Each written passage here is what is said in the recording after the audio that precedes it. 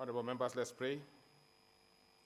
Almighty God, who in your wisdom and goodness have appointed the offices of leaders and parliaments for the welfare of society and the just government of the people, we beseech you to behold with your abundant favor as your servants, whom you have been pleased to call to performance of important trust in this republic.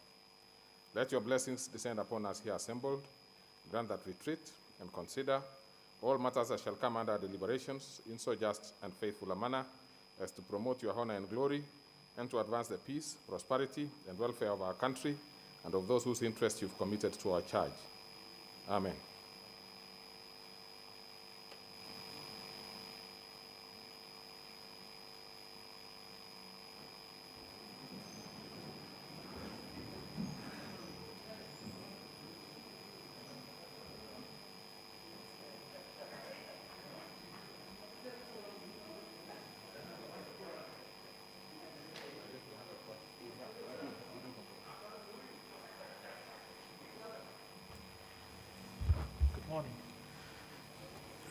Honorable members, I must actually congratulate you this morning. It's very unlike a Wednesday morning to have a quorum in one go. I mean Thursday, more used to Wednesday mornings. And more seriously, that by the time we are getting to to the chamber, we already have 54 requests. I'm not so sure which one, and 8 interventions. 8 interventions. Now, I do not know which is what is out of order at this point in time, but as soon as we take off, I will be interested in knowing what it is. So let's start our business. Order number 1, administration of oath. Order number 2, communication from the chair. Order number 3, messages. Order number 4, petitions. Order number 5, papers. Under this particular order, we have the leader of majority tabling papers.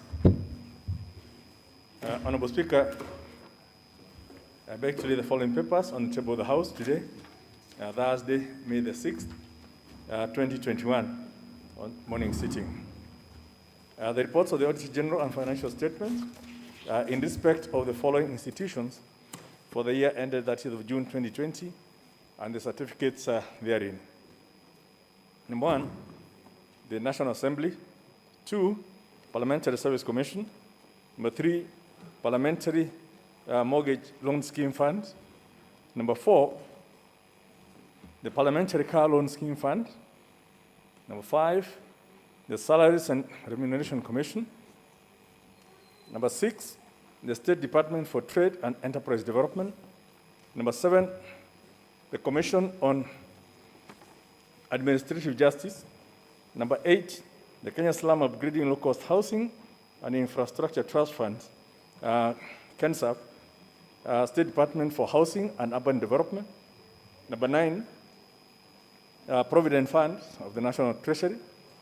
Number 10, the Railway Development Levy Fund, Operations Account for State Department for Transport. And lastly, the Ministry of Defense. Thank you, Honorable Speaker. Very well. So we go to the next order. Order number 6, notices of motion.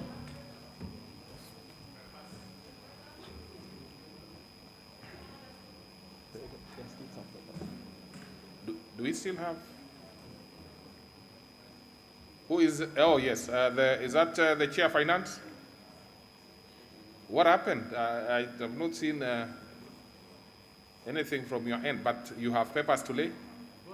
Proceed. I thought you probably got too mixed up with what was happening yesterday.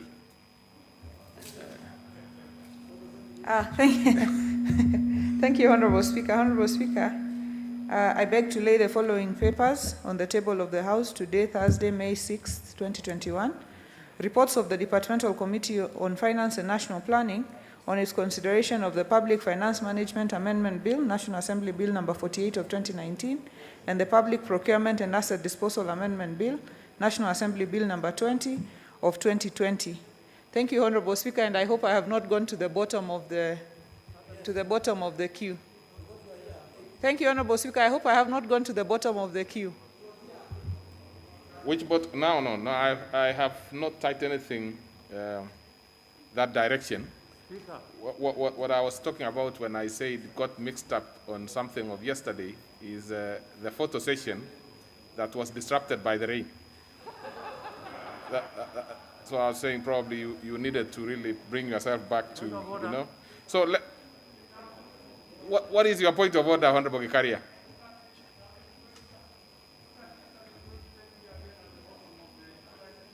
It's not me who has put this. I don't know. I have no idea because I have not.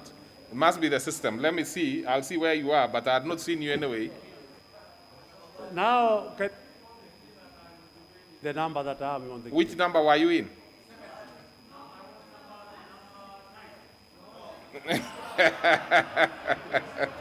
No. Let's.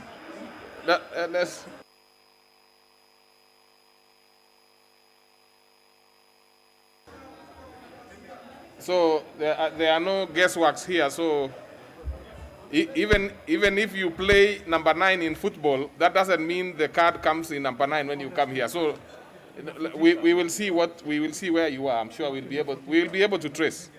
We'll be able to trace. But I think no, it's not possible.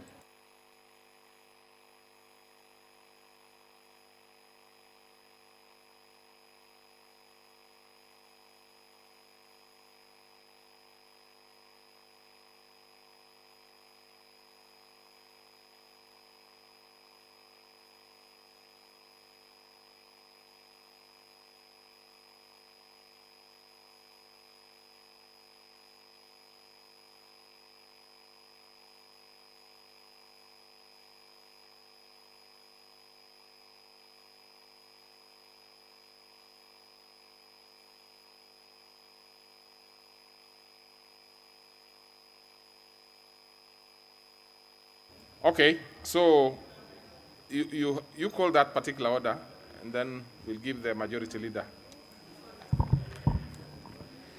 Order number 6, notices of motion. Majority leader, you can give the notice. Both are procedural. Honorable Speaker, I beg to give notice of the following motion, that pursuant to the provisions of Standing Order number 97-1, and notwithstanding the resolution of the House on March 23, 2021, on the limitation of debate on bills under Article 257 of the Constitution, this House orders that the speaking time for each member be reduced from 15 minutes to 7 minutes.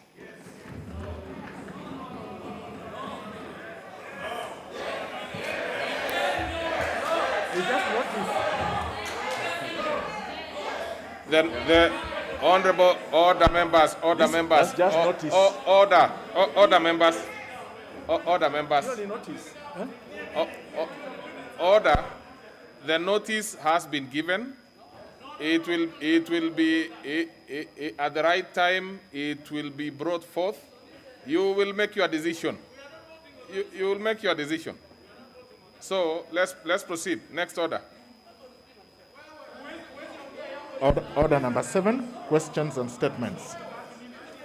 Now, on order members, order. Now, on this particular order, we have both questions and requests for statements. So let's start with the ordinary questions. The member for Mumias East, Honorable Asiali. Order members, proceed. Honorable Asiali. Order, Honorable. Order. Honorable Ngeno. Take your seat. At this point in time, a notice has been given. The people who will make the decisions are yourselves. So why do you expect me to make a decision on something that you are supposed to do? I'm not ruling on that particular. Let's proceed.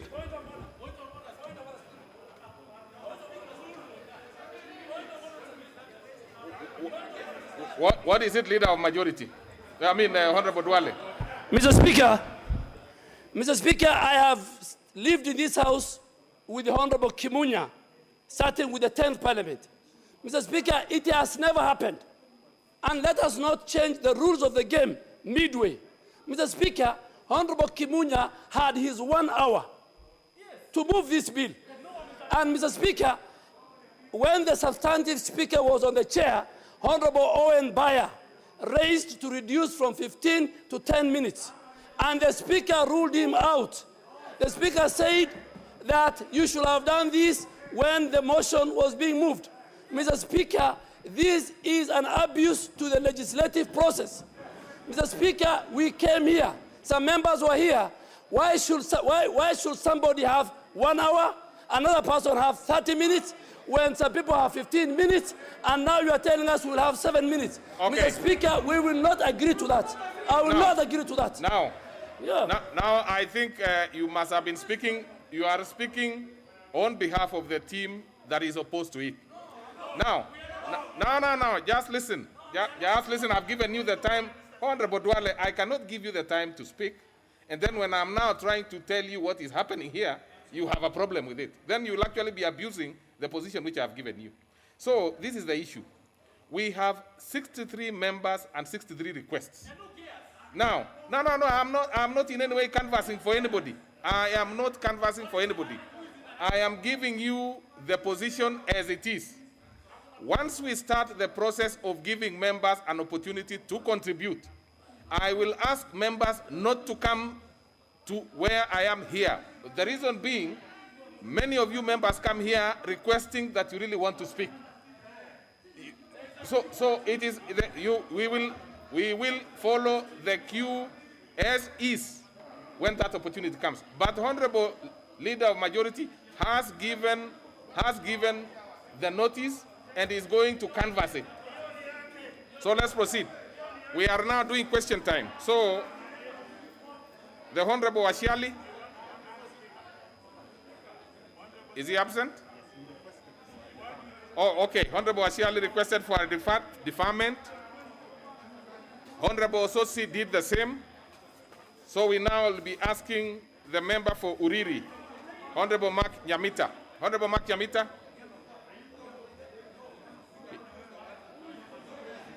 Honorable member for the Rakanidi, Honorable Beatrice Nyaga. Honorable Nyaga.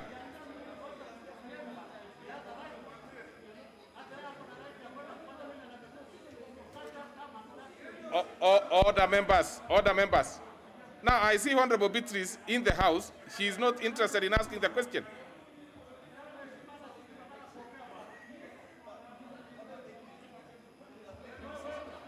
Order members.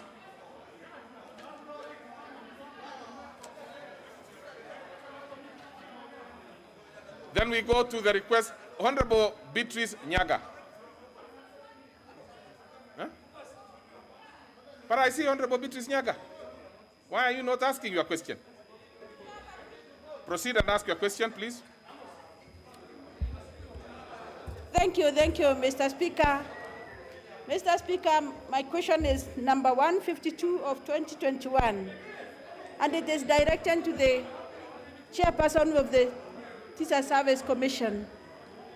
1, what is the status of processing and payment of pensions for 1 Elipas Nyaga Mtwaribu of Teacher Service Commission number 167271, pension number APN/PC 97785, who retired from service in 1998. 2, could the Commission undertake to fast-track the processing and payment of the said pension and give a timeline for the payment? Thank you, Mr. Speaker, for the opportunity.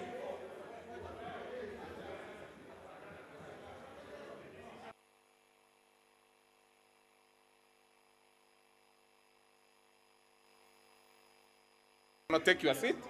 You cannot come and canvass here. You have an opportunity to sit there. No. Yeah. We don't think of No. Please, just take your seat. Just take your seat.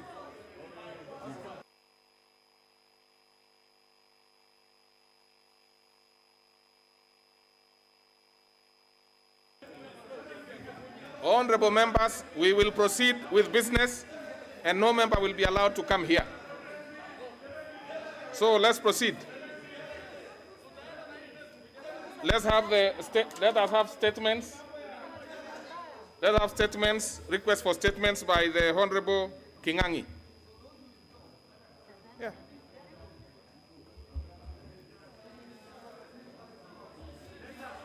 Thank you, Mr. Speaker.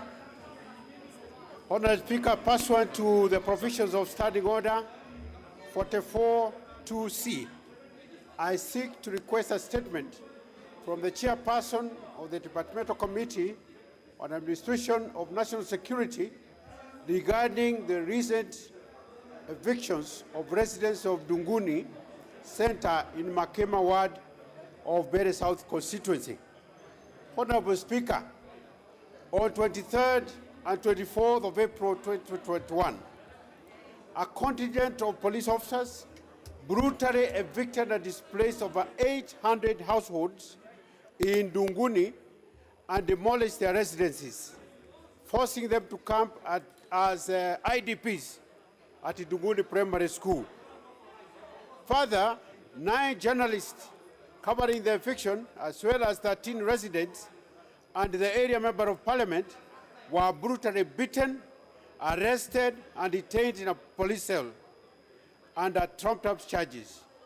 That also led to the confiscation of journalists' phones and media equipment. Honourable Speaker, it is on account of these urgent concerns that I seek a statement from the chairperson of Departmental Committee on Administration and National Security on the following. Under what circumstances led to the inhumane and extremely brutal evictions of residents and demolition of houses at Dunguni Center?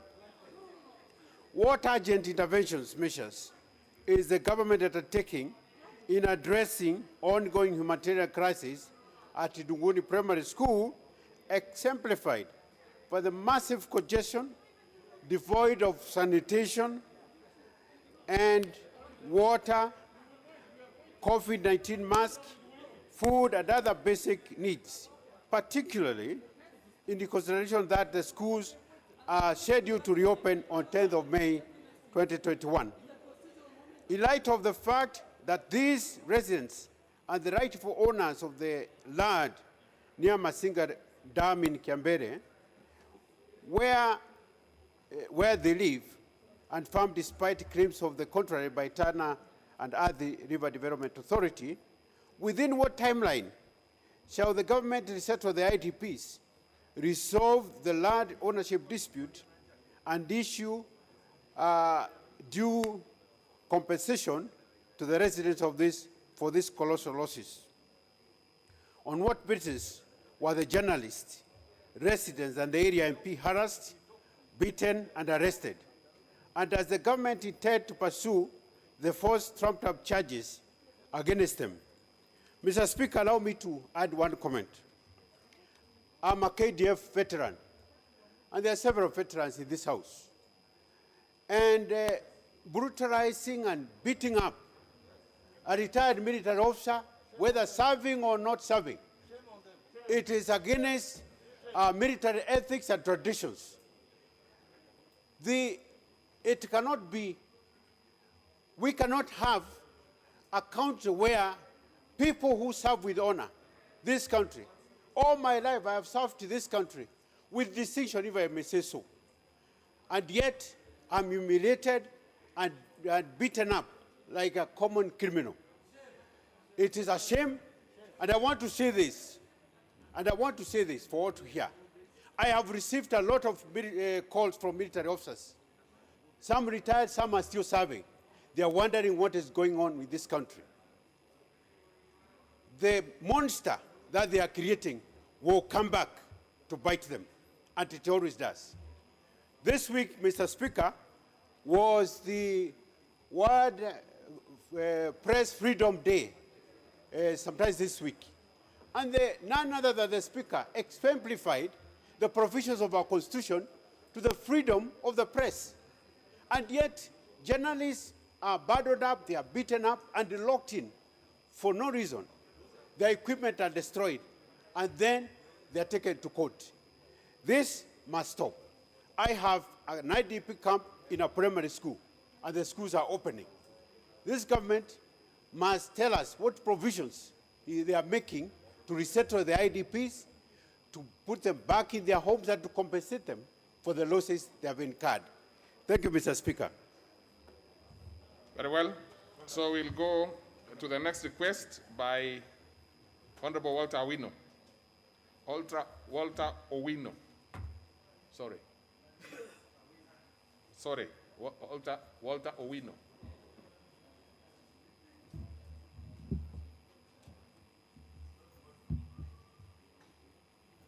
We are trying, I'm trying not to give you using this slot because then you will lose out on the probability of you speaking in the order that you had placed. So just have it there and then. Thank you, Mr. Speaker. This is a request for statement regarding the abduction of Mr. Joseph Omolo, also known as Rashid Yusuf, in Migori County. Honorable Speaker, pursuant to Standing Order 44.2c, I seek to request for a statement from the chairperson of the Departmental Committee on Administration and National Security regarding the abduction of Mr. Joseph Omolo, also known as Rashid Yusuf. All his identification documents also disappeared. He was abducted at Kokuro Junction in Awendo constituency, Migori County. Honorable Speaker, on 6th March 2021 at around 8 p.m., Mr. Joseph Ochieng, alias Rashid Yusuf, was abducted by unknown persons at Kokuro Junction in Awendo constituency, who posed in as customers in his wines and spirit shop before accosting him and bundled him in a waiting car. They fired in the air to scare away the onlookers before speeding off towards Ranen area on the main Migori-Kisii-Nairobi road. The matter was reported to Ranen Police Post by OB number 0706-3-2021 and 3906-3-2021. It is now over 2 months since the abduction occurred, and the whereabouts of Rashid Ochieng remains unknown. Honorable Speaker, it is against this background that I seek a statement from the chairperson of Departmental Committee on Administration and National Security on the following. Number one, could the chairperson explain the status of the investigations into the abduction and disappearance of Mr. Joseph Ochieng Omolo, alias Rashid Yusuf, at Kokuro Junction in Awendo constituency, Migori County, on 6th March 2021? Number two, what steps is the government taking to enhance security in Awendo constituency and further investigate, arrest, prosecute, and the perpetrators responsible for the abduction of the said person? Question number three, what measures has the relevant ministry put in place to ensure that the affected family is duly compensated for the abduction of Mr. Joseph Ochieng, alias Rashid Yusuf? Thank you, Honorable Speaker. Very well. And we then go to the next order.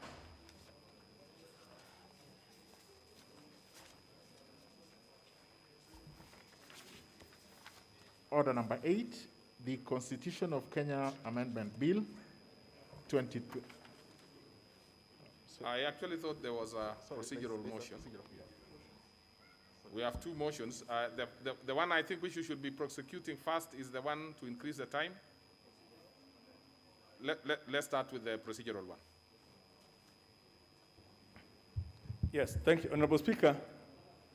I beg to move the following procedural motion: that pursuant to the provisions of Standing Order number 30, subsection 3, subsection A, this House resolves to extend its morning sitting of Thursday, May the 6th, 2021, until 2 p.m. today. Honorable Speaker, Honorable Speaker, I've had consultations from lots of members, and members even went to see the Speaker as early as 8 in the morning. Because since last week, most members have been sitting here until the last day, and I've been here, so I know. I can almost tell the people who have been here. And towards the end, they find they cannot speak.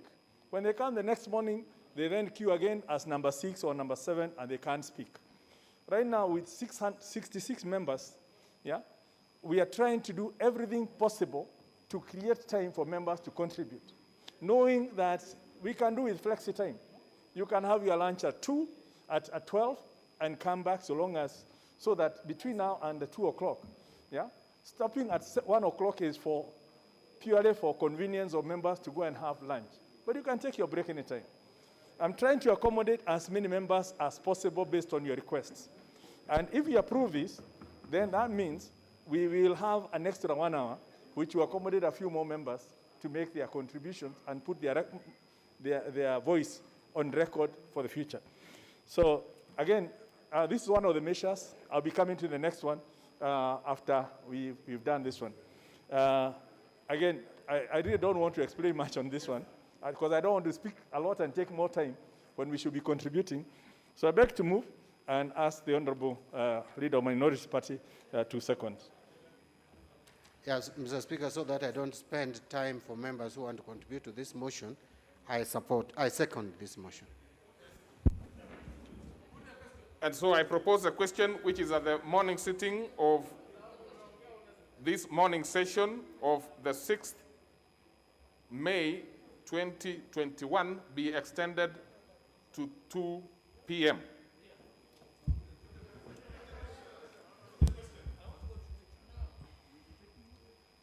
Honorable members,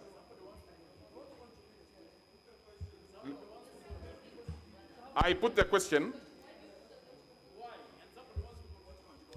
Honorable members, sometimes I think Honorable Dwale, what is it that you want to contribute on this one? You have... Mr. Speaker, it is not also in order. Mr. Speaker,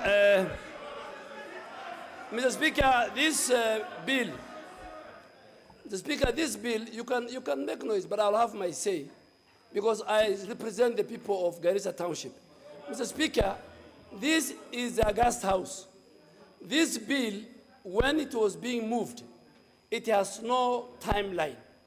And Mr. Speaker, the substantive speaker made a ruling on what every member from the mover to the seconder to each member should have. Mr. Speaker, I have been sitting here the last 3 days, and I don't mind because this is where I do business. This is where I feed my children. This is how I pay my electricity bill. I will sit here, Mr. Speaker, until my time will come. Mr. Speaker, I want you to be very, very candid to the House. Let us not treat this House like the animal farm. There are some who have more chances than the other. The standing orders, I am on a point of order, unless you don't know. Mr. Speaker, the standing orders are very clear. There are times given to the leadership, there are times given to committee chairs, and there are times given in every motion to respective members. Speaker, we don't mind extending to 2 o'clock. What is wrong, Mr. Speaker? The Speaker said each and every member of the 349 members will speak. Even if you extend to 2 o'clock, I can say without any fear of contradiction, there are more than 150 members who have not spoken. And calculate, there are more than 150 members who have not spoken. Why do you deny them a chance to contribute to a very important constitutional moment? Okay. To a constitutional. Okay. Speaker, I really want to ask you that you must rise to the occasion. You must rise to the occasion, Mr. Speaker. The member for Nyeri Town, and that will be it, and then I'll put the question. Thank you, Mr. Speaker. I was raising on a point of order for what Honorable Dwale was saying. We are looking at a procedural motion, whether we are actually going to extend time to 2 o'clock. I wanted to suggest, Mr. Speaker, as a House, we just need to make that decision. You ask the question, we say yes or no, and then we move on. Thank you very much, Mr. Speaker. Yes, so honorable members, I think that is the position. The procedural motion has been moved. It has been seconded. I have proposed. You have asked that on public demand, you want us to put the question. And you will make the decision, honorable members. You will make the decision, one way or the other. I have no issue whether, in fact, well, I have no reason. I mean, whatever decision you make, we'll be happy with it. So then I put the question, which is that the morning session of today, 6th May 2021, be extended to 2 o'clock. Will as many as of that opinion say aye? Many as of a contrary opinion say nay. The ayes have it. That's a decision made by the majority, so that is the position. You will have your time all the way to 2 o'clock. And the members, you will organize yourself in such a way that you can deal with other things like lunch and so forth. Proceed, the Honorable Leader, for the next, move the motion. Honorable Speaker, I beg to move that pursuant to the provisions of Standing Order number 97-1, and notwithstanding the resolution of the House on March 23rd, 2021, on the limitation of debate on bills under Article 257 of the Constitution, this House orders that the speaking time for each member be reduced from 15 minutes to 7 minutes. Honorable Speaker, first of all, I want to thank the House for extending the time this morning. And also, I've just looked up, when you are speaking, there were 63. Now there are 66 members who have signed up. And last week, we spent quite an inordinate amount of time with points of order, people seeking clarification from the Speaker. The Speaker gave a very detailed ruling that took over 1 hour to clarify most of those issues and came up with some decision. And as a result of which, most members have said, now that we understand our limitations, all we want is to bring in points of variation to what others have contributed. I've been sitting here, Honorable Speaker, since Wednesday morning, and I've been listening. And I can tell you, 90% of the members who have spoken have actually been repeating what the others have just said. So to enrich this debate and to bring variations so that people can concentrate on other issues that need to be brought out, members wanted actually to reduce to 5 minutes. But I looked at it and I said, 5 minutes might be too short. Let's agree. Instead of reducing from 15 to 5, why don't we agree on 7? And I think, I just thought that perhaps is a good compromise so that people can bring new issues rather than old ones. But most importantly, I want also to debunk this feeling that members say you cannot vary this time. Standing Order number 97 is very clear that between adjournment of a debate and before commencement of a debate, a motion can be brought. 97.3 basically says you cannot introduce this motion in the course of a debate, but between adjournment and commencement of debate, the recommencement, you can bring the motion. So this is very clearly properly before the House, so that we don't end up with a situation that we are doing something to change the rules. We are doing it for the convenience of the House. And the members will make a decision. And members, I really don't want to go on through this because I want to take your time. And I beg to move. And I would ask the Honorable Wangwe, the whip, to second. Thank you, Honorable Speaker. Honorable Speaker, with all that good explanation from the Leader of Majority, I wouldn't want to take members' time beyond what I can just say I second. Thank you.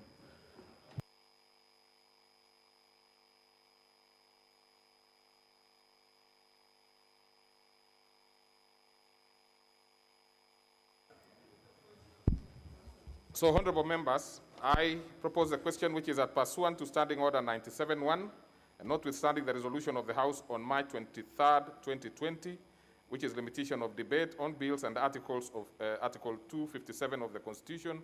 This House orders that the speaking time for each member be reduced from 15 to 7 minutes. Now, Honorable, I want to, the Honorable Leader of Majority, I'd like to have a word with you, but in the meantime, just a minute.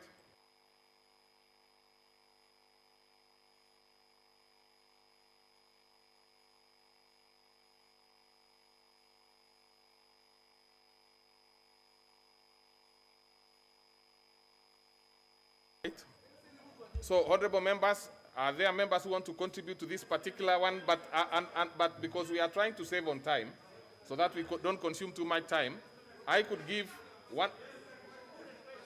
You want me to put the question? I wanted to give two members to make brief comments. Okay. I see all members, you want us to put the question? So then, honorable members, I put the question, which is that pursuant to provisions of Standing Order 97-1, and notwithstanding the resolution of the House on March 23rd, 2021, on limitation of debates on Bill and Article 257 of the Constitution, this House orders that the speaking time for each member be reduced from 15 to 7 minutes. Will as many as of that opinion say aye? Aye. Many as of our contrary opinion say nay? No. The ayes have it. So, honorable members, then we go to what is a, I can't be able to,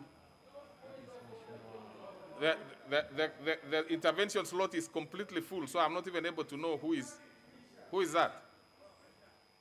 Who is that?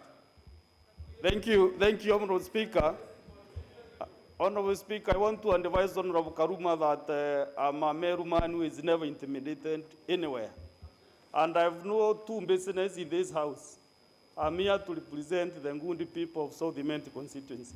Whether you want to move forward, it is none of my business, but I must be heard in this floor, Mr. Speaker. So what is it? Mr. Speaker, my point of order is I really agree with the 7 minutes and up to and extending those up to 2 p.m. But Mr. Speaker, even if you do simple mathematics, 7 minutes times 63 members is already 7.3 hours. So what I'm requesting the Honorable Leader of Majority, there is a message that has circulated that we might vote this afternoon, Mr. Speaker. So that is what I'm really requesting the House leadership to consider extending that time until all of us speak to this historic bill, okay. Mr. Speaker.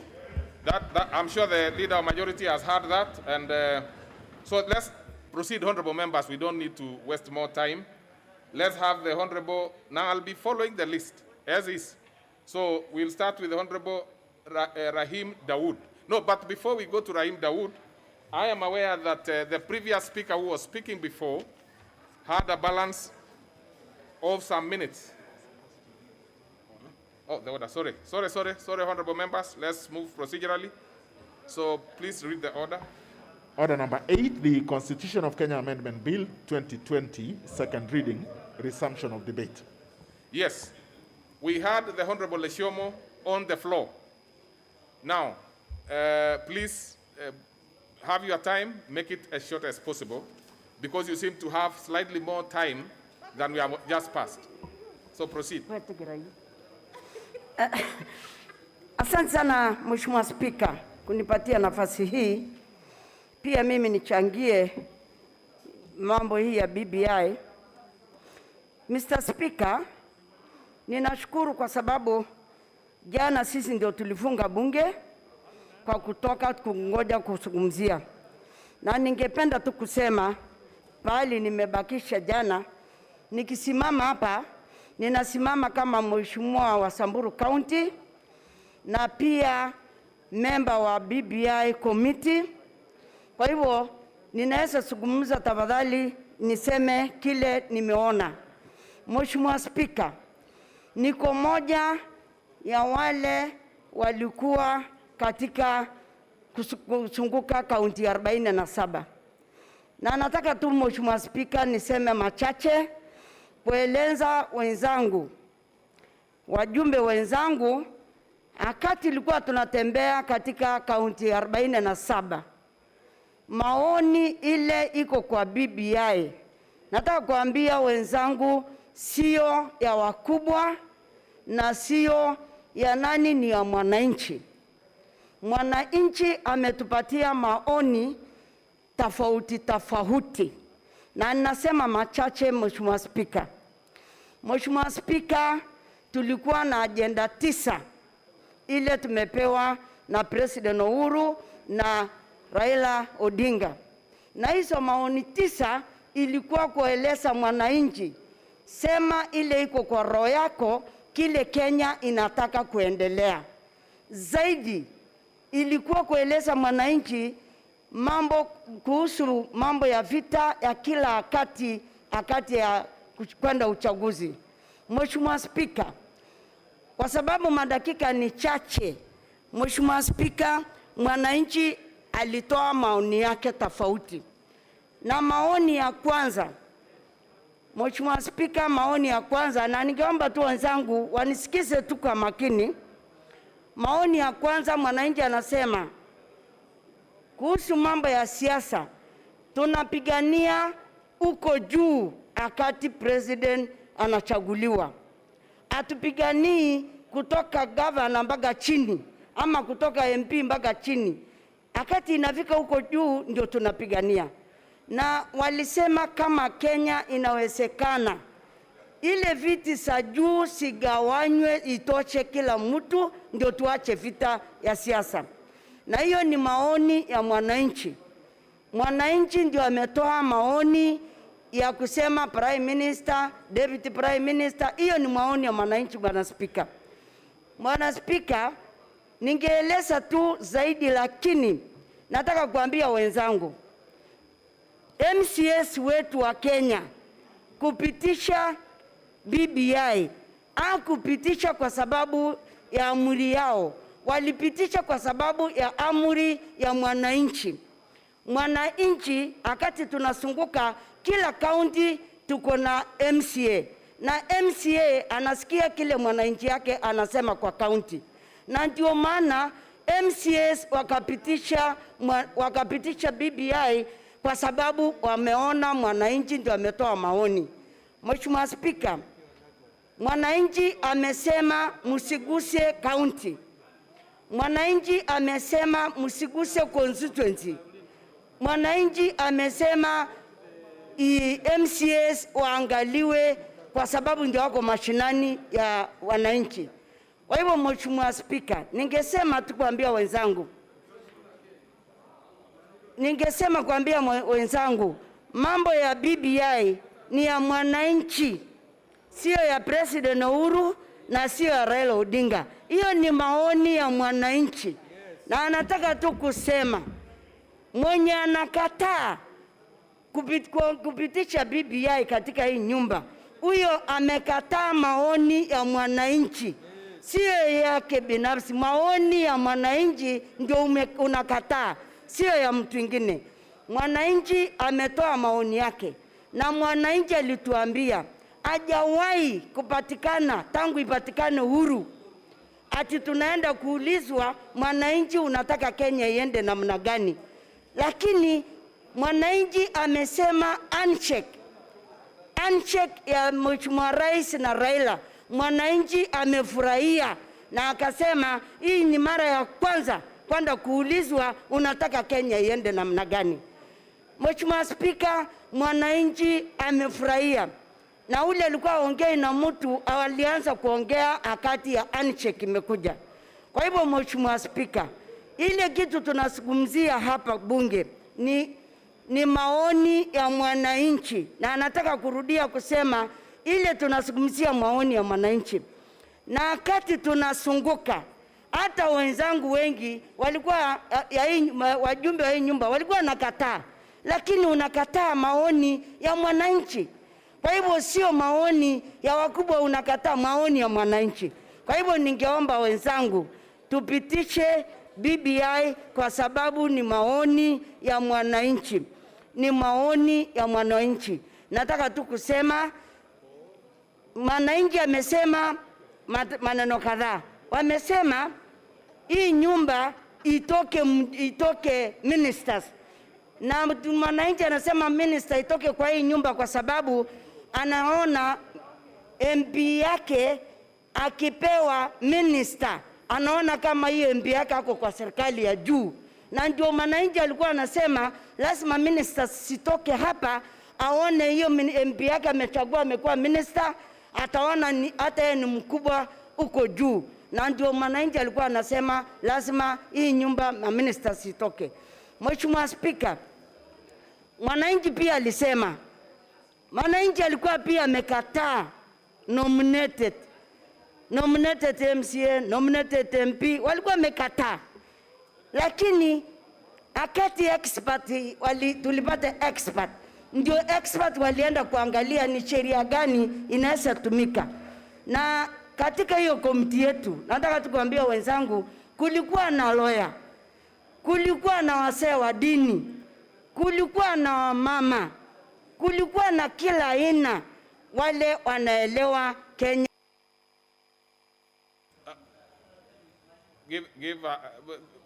Your time is over. Your time is over. So now let's have the Honorable Rahim Dawood. Thank you, Mr. Speaker. And Honorable Nyasuna, you are next, so that you can see I've already pressed. Thank you, Mr. Speaker. Mr. Speaker, yes. At the start of my address, I want to say that I'm supporting BBI, and I believe BBI is the way to go. Mr. Speaker, I want to even congratulate the JSC in nominating Chief Justice Martha Koome to take the seat and William Ouko to become a Supreme Court judge. Mr. Speaker, the handshake between our President Uhuru Kenyatta and the Right Honorable Prime Minister Raila Odinga was a game changer, Mr. Speaker, because from 2018, at least we've been going, the country has been running properly, and we've not had too many issues. Mr. Speaker, I was in the 2005 referendum of the bananas and the oranges, which went the way it went and gave birth to ODM. Mr. Speaker, I was still again leading in Nordimenti, the 2010 referendum, where we did the yes and no. And at that time, we were told by His Excellency, the former President Mwai Kibaki, that when he came to Meru, he said, yes, we know 20% of the Constitution is not right, but we will rectify it in future. And that future is now, Mr. Speaker, because at that time, the 20% we could not change, we are now trying to change. And we are not saying this is the last time we are going to change. Members of this House will be called in future to come with more amendments to the Constitution. This is not the last. Mr. Speaker, when the boundaries delimitation was done in 2010 by the Andrew Ligale Commission, there was so much gerrymandering because at that time, we just got one constituency in Meru County, whereas we should have got 3 more constituencies. So we are happy with the 70 constituencies which are been given. And Mr. Speaker, unlike what people have been saying that Mount Kenya has got all the constituencies, I hear some saying 42 constituencies, which is a complete lie because it is not more than 17 constituencies which have come to Mount Kenya. And Mr. Speaker, and they have come by right, not because of gerrymandering of the Legalia Commission, where constituencies which were below even 100,000 were given constituencies, Mr. Speaker. Mr. Speaker, when we are talking about the county governments will be getting 35% of the funds, Mr. Speaker, many people out there ask us, if you cannot give 15%, how do you give 35%? Mr. Speaker, I want to put it to my colleagues and the people out there that at the moment, the Division of Revenue Bill we passed last week, the county revenue allocation was at 30%, including the conditional grant. And Mr. Speaker, that was at, it was for the year 2016-17 audited accounts. But Mr. Speaker, BBI is suggesting that 35% will be for not just the audited account by National Assembly, but it will be for what has been presented by the Auditor General, even if it has not been approved by Parliament. Mr. Speaker, the other good thing about this BBI is that the CDF has been put in the Constitution, so there is no reason that it would go to the courts to be declared null and void, and that we have to adhere to it. Mr. Speaker, even there is the ward fund, which will not be now tied to the governor. Mr. Speaker, a lot of our colleagues, when they go out to talk shows, they say that we are increasing this parliament to 640 members. And Mr. Speaker, that is completely untrue because when you say 640 in the National Assembly, it is completely a misconception, because if we are going to have 360 members and nominations of 6, that would make it 366. And we have got 94 members in the Senate, who are 1 female, 1 male. So that will make it 460 members, because there are no nominations in the Senate. Mr. Speaker, the 1/3 of that would be 154 members, less 47 from the Senate, less 3 nominated, who in the National Assembly, 2 youth and 1 disabled. Mr. Speaker, that would make it a maximum of 104 extra members to be nominated if, in case, there are no female or gender equality is done. And Mr. Speaker, as we are talking here today, we have got female members of parliament who are 23 in number. So the maximum we would be talking, even if this rule were to apply today, would be 81. And if you join 81 with 366, Mr. Speaker, would make a National Assembly of 447 and 94 for the Senate, which would make it 541 and not 640, which people have been talking about.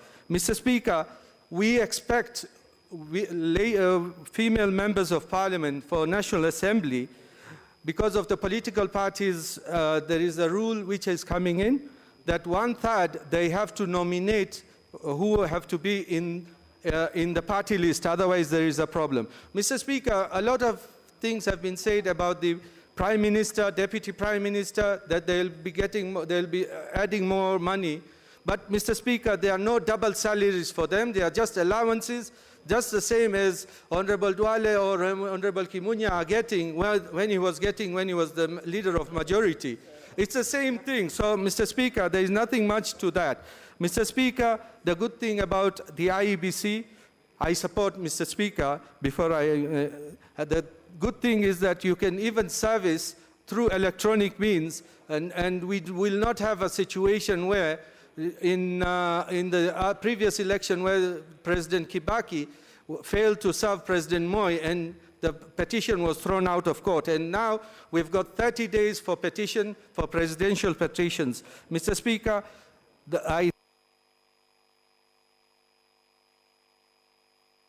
Your time is over. And therefore we go to the Honorable Gladys. Thank you, Honorable Speaker.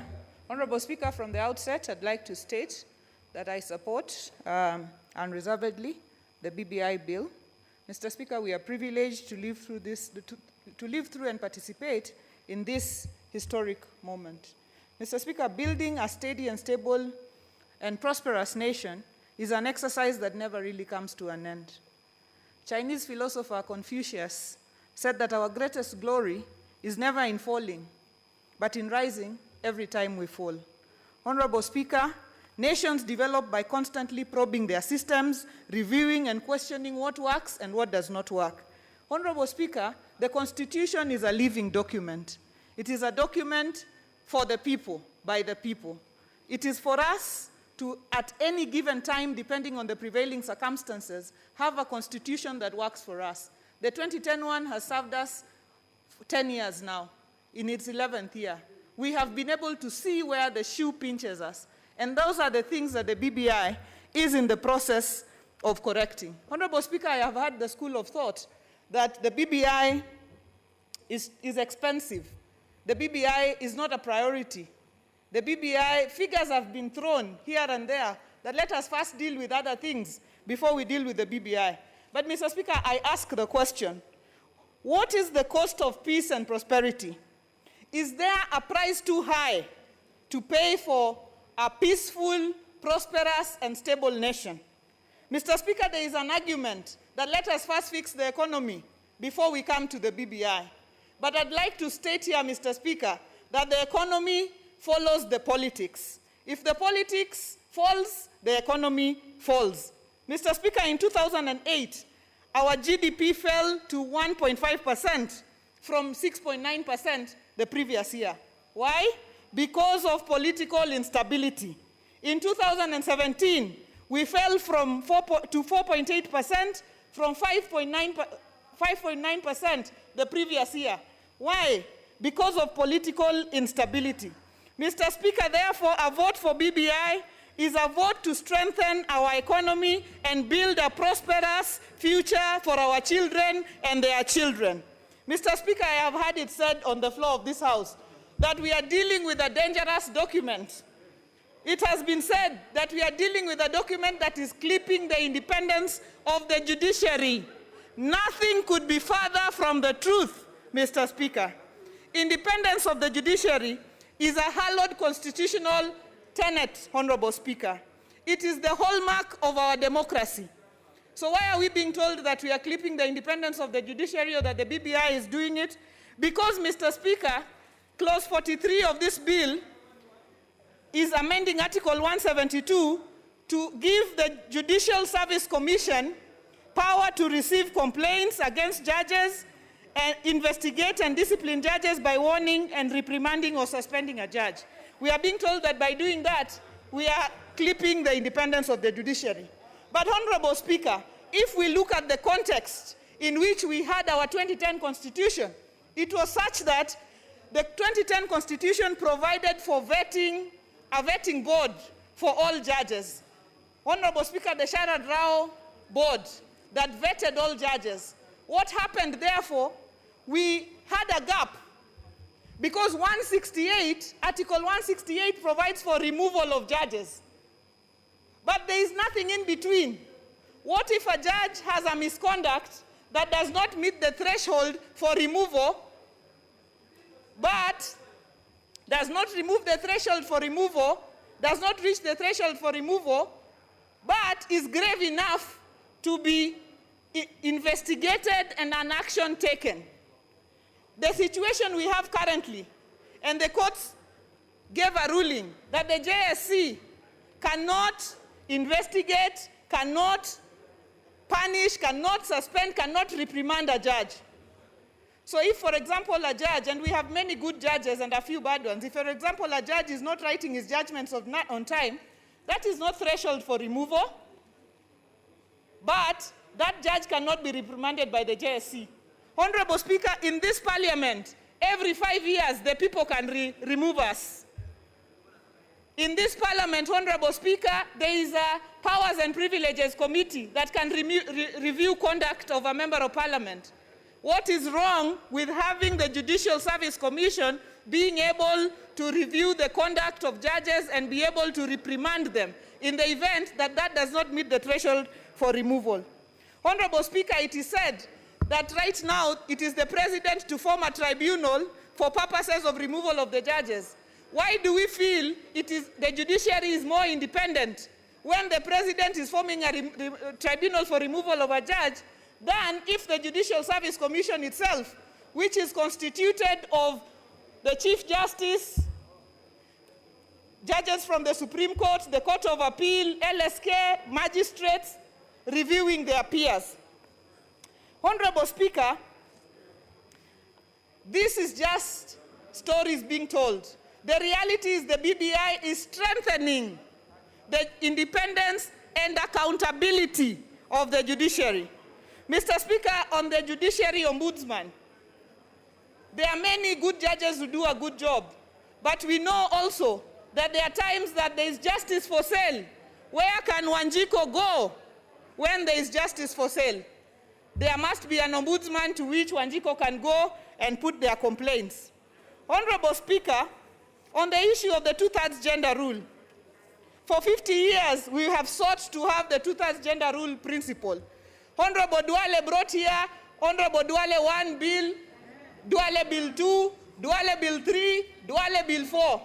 We danced, we went to parties, we tried to pass the 2/3 gender principle. Finally, the BBI has delivered, after 50 years, the 2/3 gender principle, Honorable Speaker.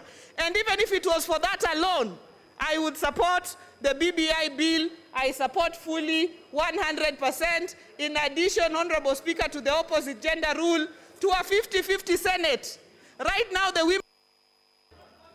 Your time is over. Joroge wa Maua. Honorable Joroge wa Maua.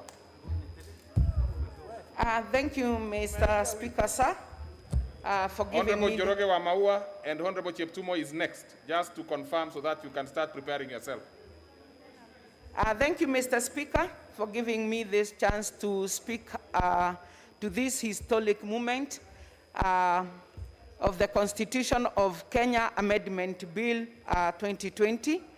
Mr. Speaker, sir, I like to support, and I also want to commend all those members who have listened to support this amendment bill as proposed by the Popular Initiative. Mr. Speaker, it is true that we are not really looking mostly at the content which is in the amendment bill, Mr. Speaker, because the content which is being proposed, Mr. Speaker, is to make the Constitution of 2010 better than the way it is, Mr. Speaker. And mostly what the clauses that are being amended, or the articles, are making the Constitution of 2010 better. And Mr. Speaker, sir, all what has been proposed here are very important and touching to the people that we represent, both economically, politically, and in all areas. Mr. Speaker, sir, allow me just only to talk about 2 areas. And I want to start with the clause 10 of the draft bill, amending Article 89, Mr. Speaker, that is deleting or proposing to delete the 2 United constituencies and substituting with 360 constituencies. Mr. Speaker, this one brings on board 70 constituencies, and mostly this is an area that is being demonized by those who are not in support. Mr. Speaker, this is only ensuring fair representation of the people in the National Assembly, and also trying to create a balance in the sizes of our constituencies, as currently they are extremely large constituencies which are getting the same resource with very small constituencies, Mr. Speaker, sir. And whenever our Kenyans are giving taxes, we give taxes so that we can support each and every person wherever he or she is, irrespective, Mr. Speaker, of where you come from. And therefore, Mr. Speaker, sir, I wanted to remember last week, last week, when the Honorable Member, Kafinga Wadhau from where, Lily tried to bring the formula that was used to bring about the creation of the 70 constituencies, Mr. Speaker. And Mr. Speaker, what we are saying is we want each and every vote to count in terms of representation when we come here to vote, and also in terms of when we are sharing our resources, Mr. Speaker. And therefore, the issue of delimitation being of boundaries being an area for the IBC, we are not questioning that. But we want to say, Mr. Speaker, that we have chapter 1 that it talks about the sovereignty power of the people of this country.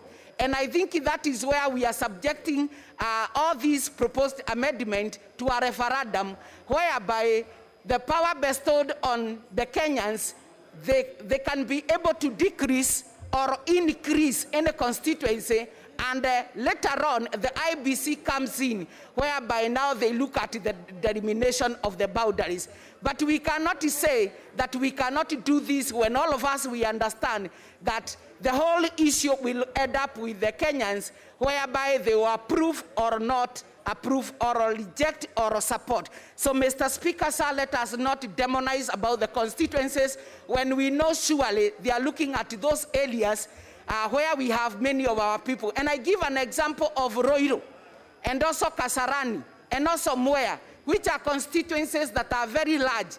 And the CDF money that we usually get is given the same with even those constituencies that have very few people, and even to an extent that there are 3 wards, and you cannot compare the share that the person coming from that will get in terms of equitability. Mr. Speaker, also allow me also to talk about clause 50 of the draft bill, amending Article 203, Mr. Speaker, whereby it wanted to expand the criteria for determining equitable share, Mr. Speaker. The average amount of money per person to a county with the highest allocation does not exceed 3 times the average amount per person allocated to a county with the lowest allocation. Mr. Speaker, sir, the same Article 203, the amendment also wants to seek to increase the percentage of funds allocated to counties from 15% to 35%, Mr. Speaker.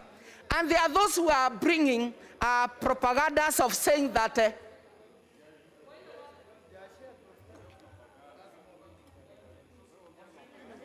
Mr. Speaker, allow me to continue without the interruption because my minutes are still lapsing. And I want to say, Mr. Speaker, when we talk of the national government disbursing 35% instead of 15%, we are just only taking money to the people where our GICO is. And this money, when it is taken to the county, it will be able to give the best of the development and the service delivery to the people that we are talking about, and especially in the sectors that have been, or in the functions that have been devolved to the counties, especially the agriculture, which really touches on our people. Mr. Speaker, sir, out of the 35%, we'll also get the 5% for the Ward Development Fund. So each of the ward will get 20 million, and this adds to the CDF money that I receive. And all this money is going directly to the common person that we represent. Therefore, Mr. Speaker, that is why I'm 100% supporting the BBI because of what it's going to do, and especially more to taking resources to the people that we represent. Thank you, Mr. Speaker. Thank you, Mr. Speaker, for giving me a chance to also contribute to this very important bill. And Mr. Speaker, from the onset, I want to say that I oppose this bill, Mr. Speaker. Mr. Speaker, 11 years ago, Kenyans enacted the 2010 Constitution, Mr. Speaker. And 2010 Constitution, Mr. Speaker, is said to be the most promising and most progressive constitution in the modern Kenya, Mr. Speaker.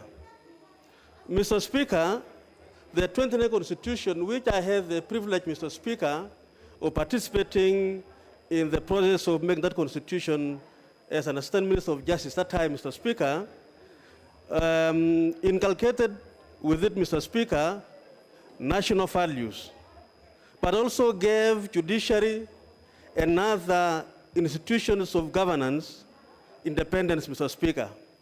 2010 Constitution, Mr. Speaker, gave Kenyans some hope, human dignity, and independent institutions of governance, Mr. Speaker. Kenyans, Mr. Speaker, expected the Kenya Constitution 2010 to be a foundation from which, Mr. Speaker, this country shall move in the right direction. Mr. Speaker, under the 2010 Constitution, we have had 2 elections, 2013 and 2017, Mr. Speaker. And Mr. Speaker, sir, in those 2 elections, we witnessed violence, Mr. Speaker. We witnessed destruction of property, Mr. Speaker. And the question, Mr. Speaker, we need to ask ourselves as a House, and this is a very important question, Mr. Speaker, I want to pose. If indeed the challenges we have in our country can be resolved by having a constitution, why then, Mr. Speaker, did we have to have violence, tribal tension again, after the promising and very progressive constitution in 2010, Mr. Speaker? Mr. Speaker, my humble submission to this House, and even to this country, Mr. Speaker, is that our challenge as a country is not the constitution, Mr. Speaker. The challenge we have, and we must agree to this, Mr. Speaker, is us leaders, Mr. Speaker.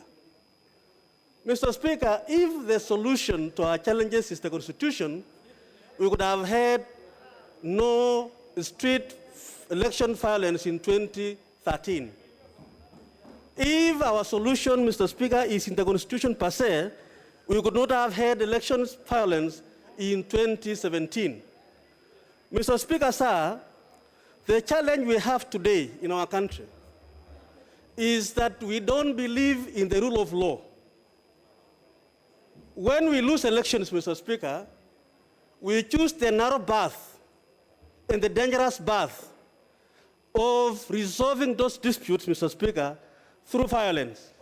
And that is why we go to the streets, Mr. Speaker, to dispute outcome of elections.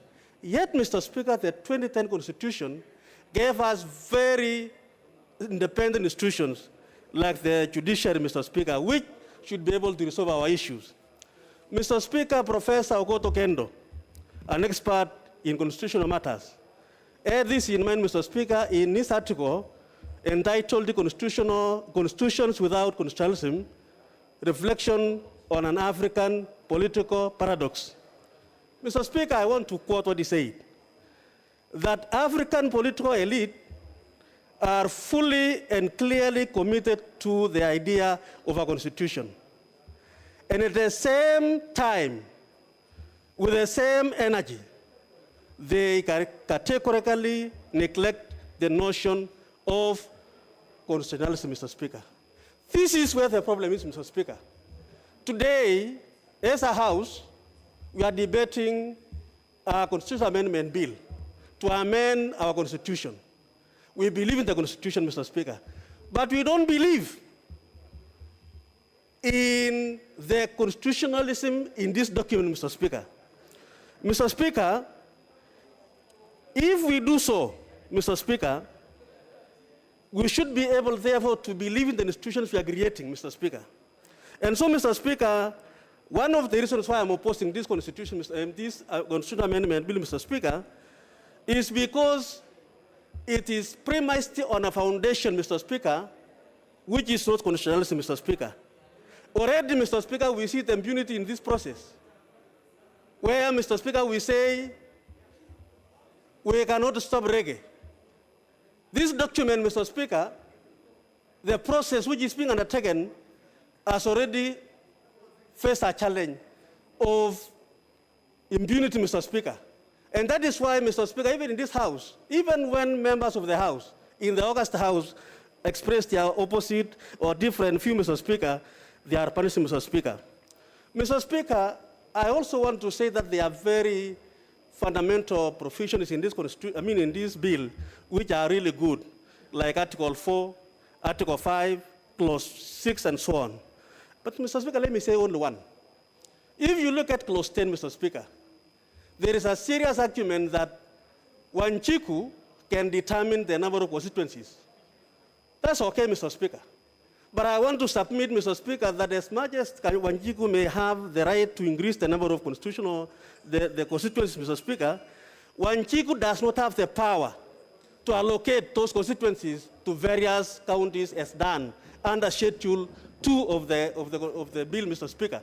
And to that extent, Mr. Speaker, what is unconstitutional in the bill, Mr. Speaker, is a good reason that this House should be able to reject this bill so that, Mr. Speaker, we are able to pass. Your time is over. And members, kindly be looking at the three lights here. It will really guide you to summarize towards the end. Honorable Member for Westlands. Member for Westlands, please. Thank you, Mr. Speaker. Mr. Speaker, I also want to say from the onset, Mr. Speaker, that I support the BBI bill, Mr. Speaker.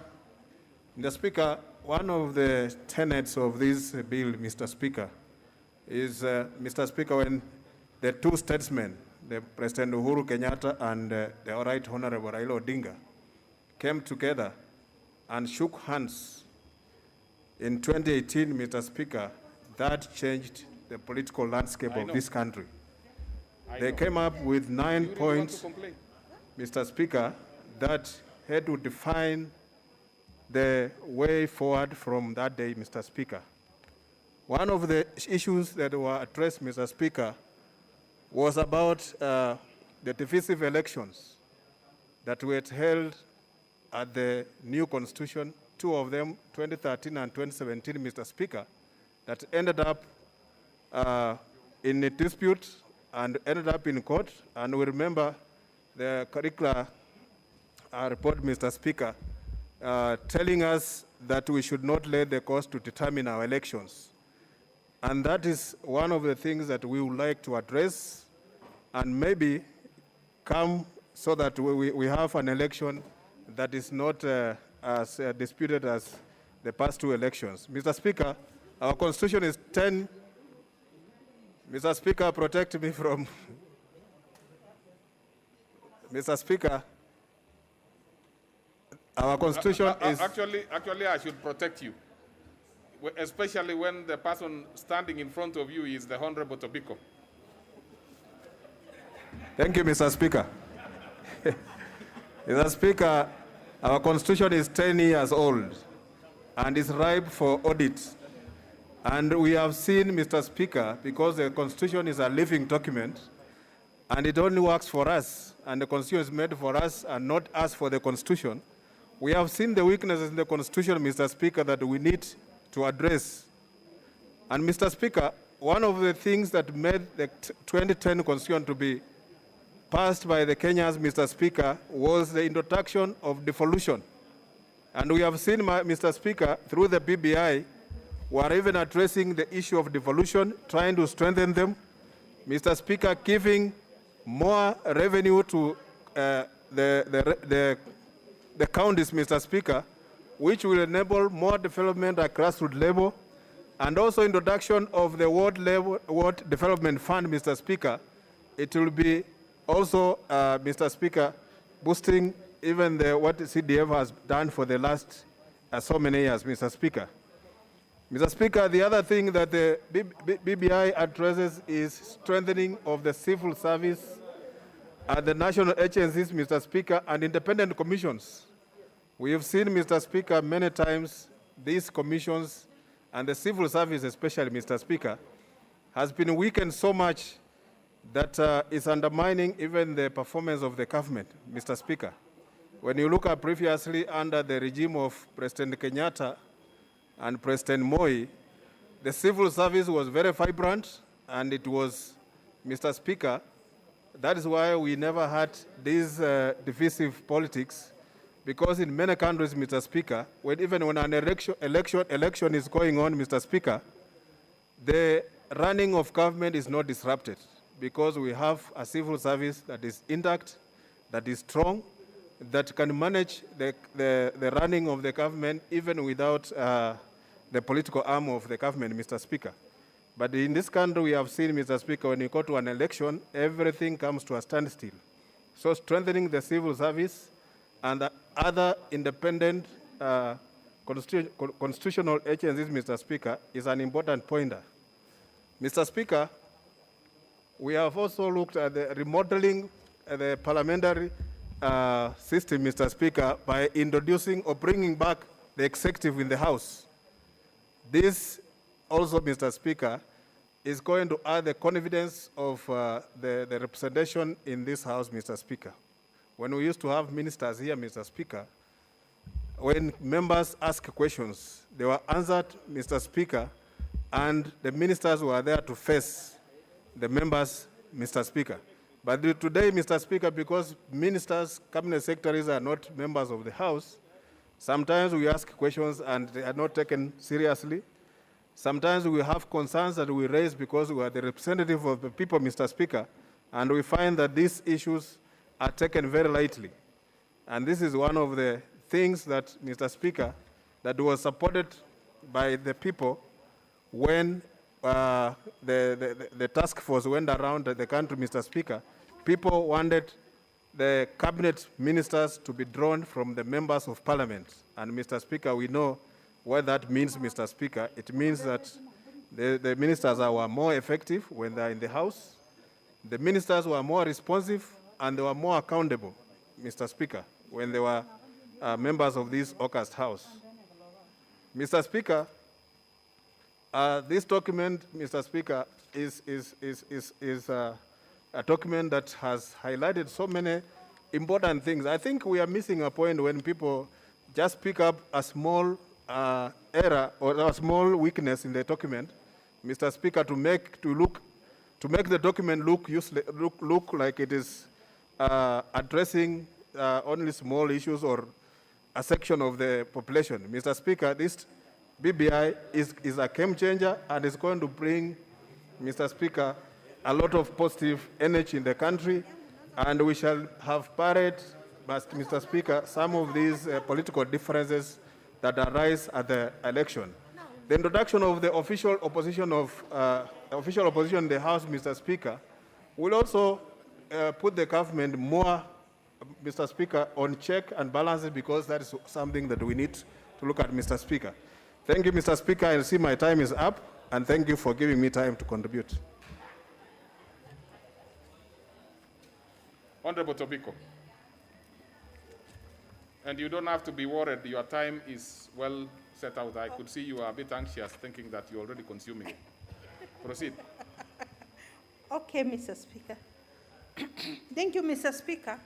Mr. Speaker, thank you for allowing me to participate in this historic moment, Mr. Speaker, because this is a very important time in our country, in the history of constitutional making in our country, and Mr. Speaker, a very important time in our being members of the August House, Mr. Speaker.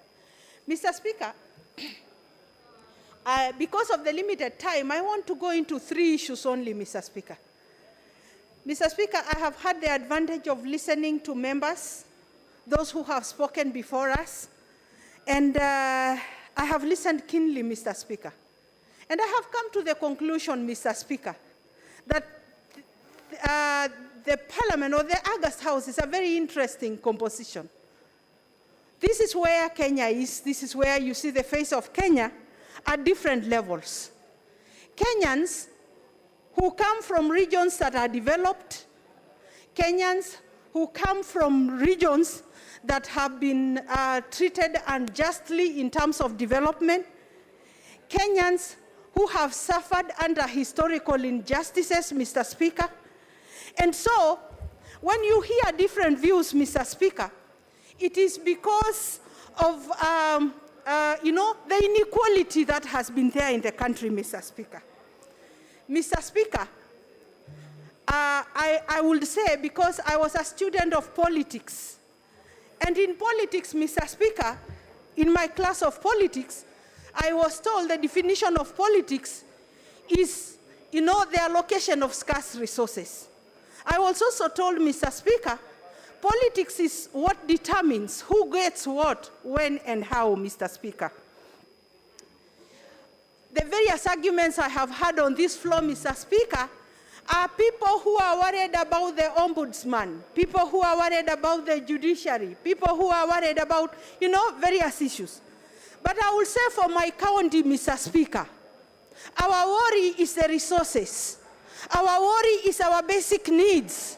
Our worry is our infrastructure that is still wanting, Mr. Speaker. Mr. Speaker, that is where I speak from.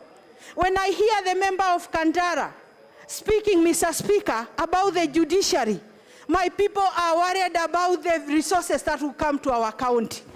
And so, Mr. Speaker, when I am told the Constitution of Kenya will guarantee Kajiado County 35%, Mr. Speaker, who in this chamber can tell me to say no to the BBI, Mr. Speaker? Mr. Speaker, when I am told that the Constitution will give a tax relief to our young people who are starting businesses, and there is unemployment facing our people, Mr. Speaker, who will in this chamber tell me to say no to the BBI, Mr. Speaker?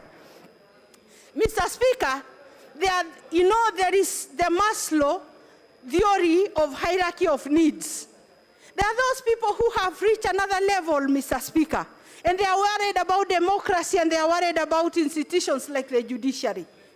Mr. Speaker, some of us are worried about what our counties will get because we have never received our fair share at the national level, Mr. Speaker. And so, Mr. Speaker, I would say Kajiado County, out of this BBI process, will receive an additional 3 constituencies, Mr. Speaker. That means an additional 300 million for Kajiado, Mr. Speaker.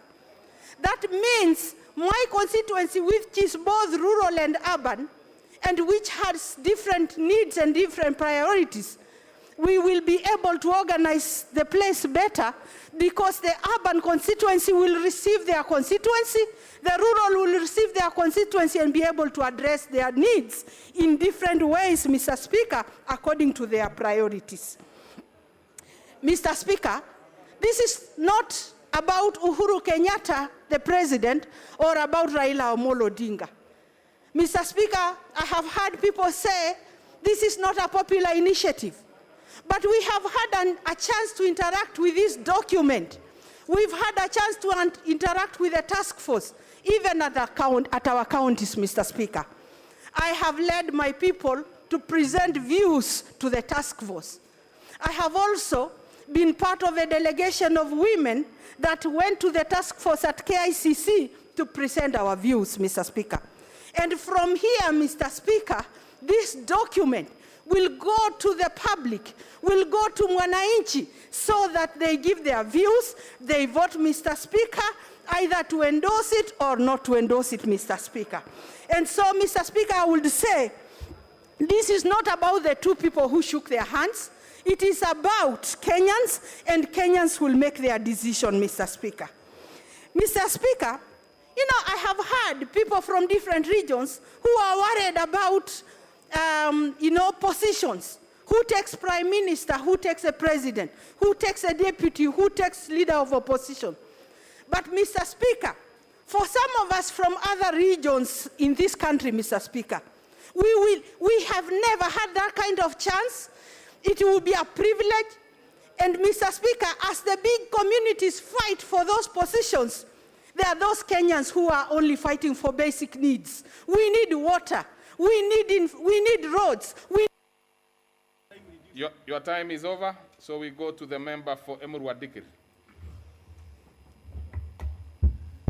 Thank you, Mr. Speaker, for also having this opportunity.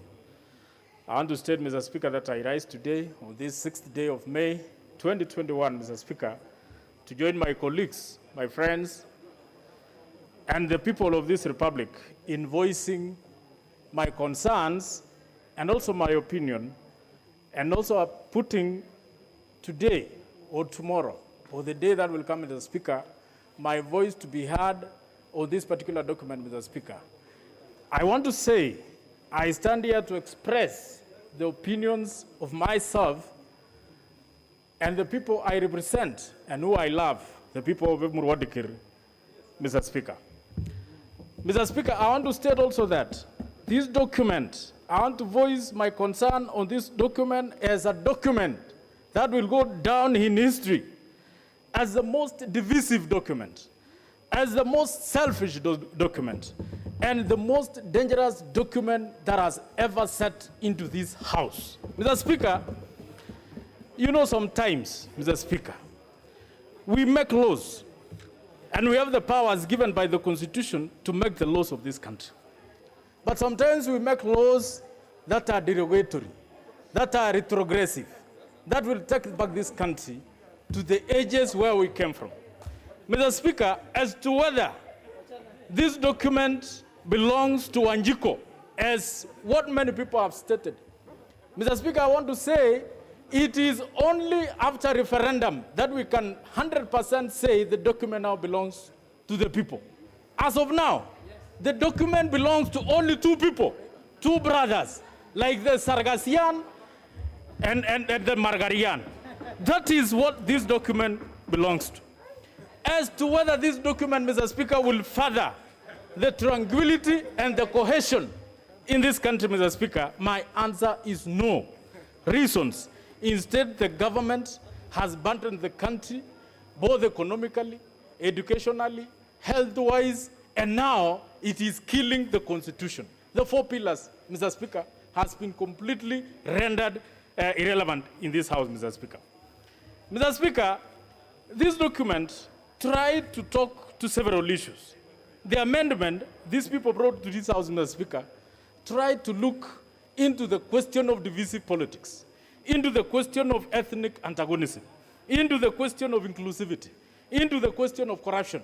But, Mr. Speaker, when you look at all these issues which have been choreographed here, Mr. Speaker, I will tell you for a fact, none of the proposals in this particular document cure all those issues that they have been purporting to discuss. Mr. Speaker, look at, for example, the question of divisive politics. What has been causing this country to be divided after every election? Mr. Speaker, we all know reasons why people normally fight is because of fight for resources. People normally go to have divisive elections because of stolen elections. People normally have issues after elections because of the issue of the presidential appointments. So that when people are going to an election, they would want to say who becomes the president of this country. And the only reason is when the president takes over, the appointments, starting from the CSS to the lower cadre. Mr. Speaker, the president normally do appointments disregarding the law. Mr. Speaker, as to whether this issue was cured, Mr. Speaker, it has never been cured. Because no one talked about compelling the president to make appointments, not necessarily basing on his region or his community, Mr. Speaker.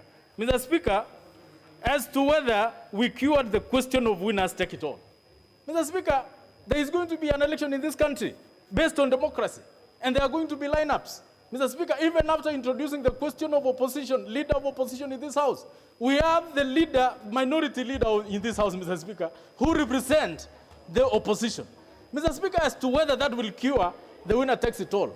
Obviously, the leader of opposition will be the leader of opposition. He will not have any stake in government, and he will remain, or she will remain, as the leader of opposition. Mr. Speaker, as to whether this constitution amendment, Mr. Speaker, has cured the question of divisive elections, Mr. Speaker.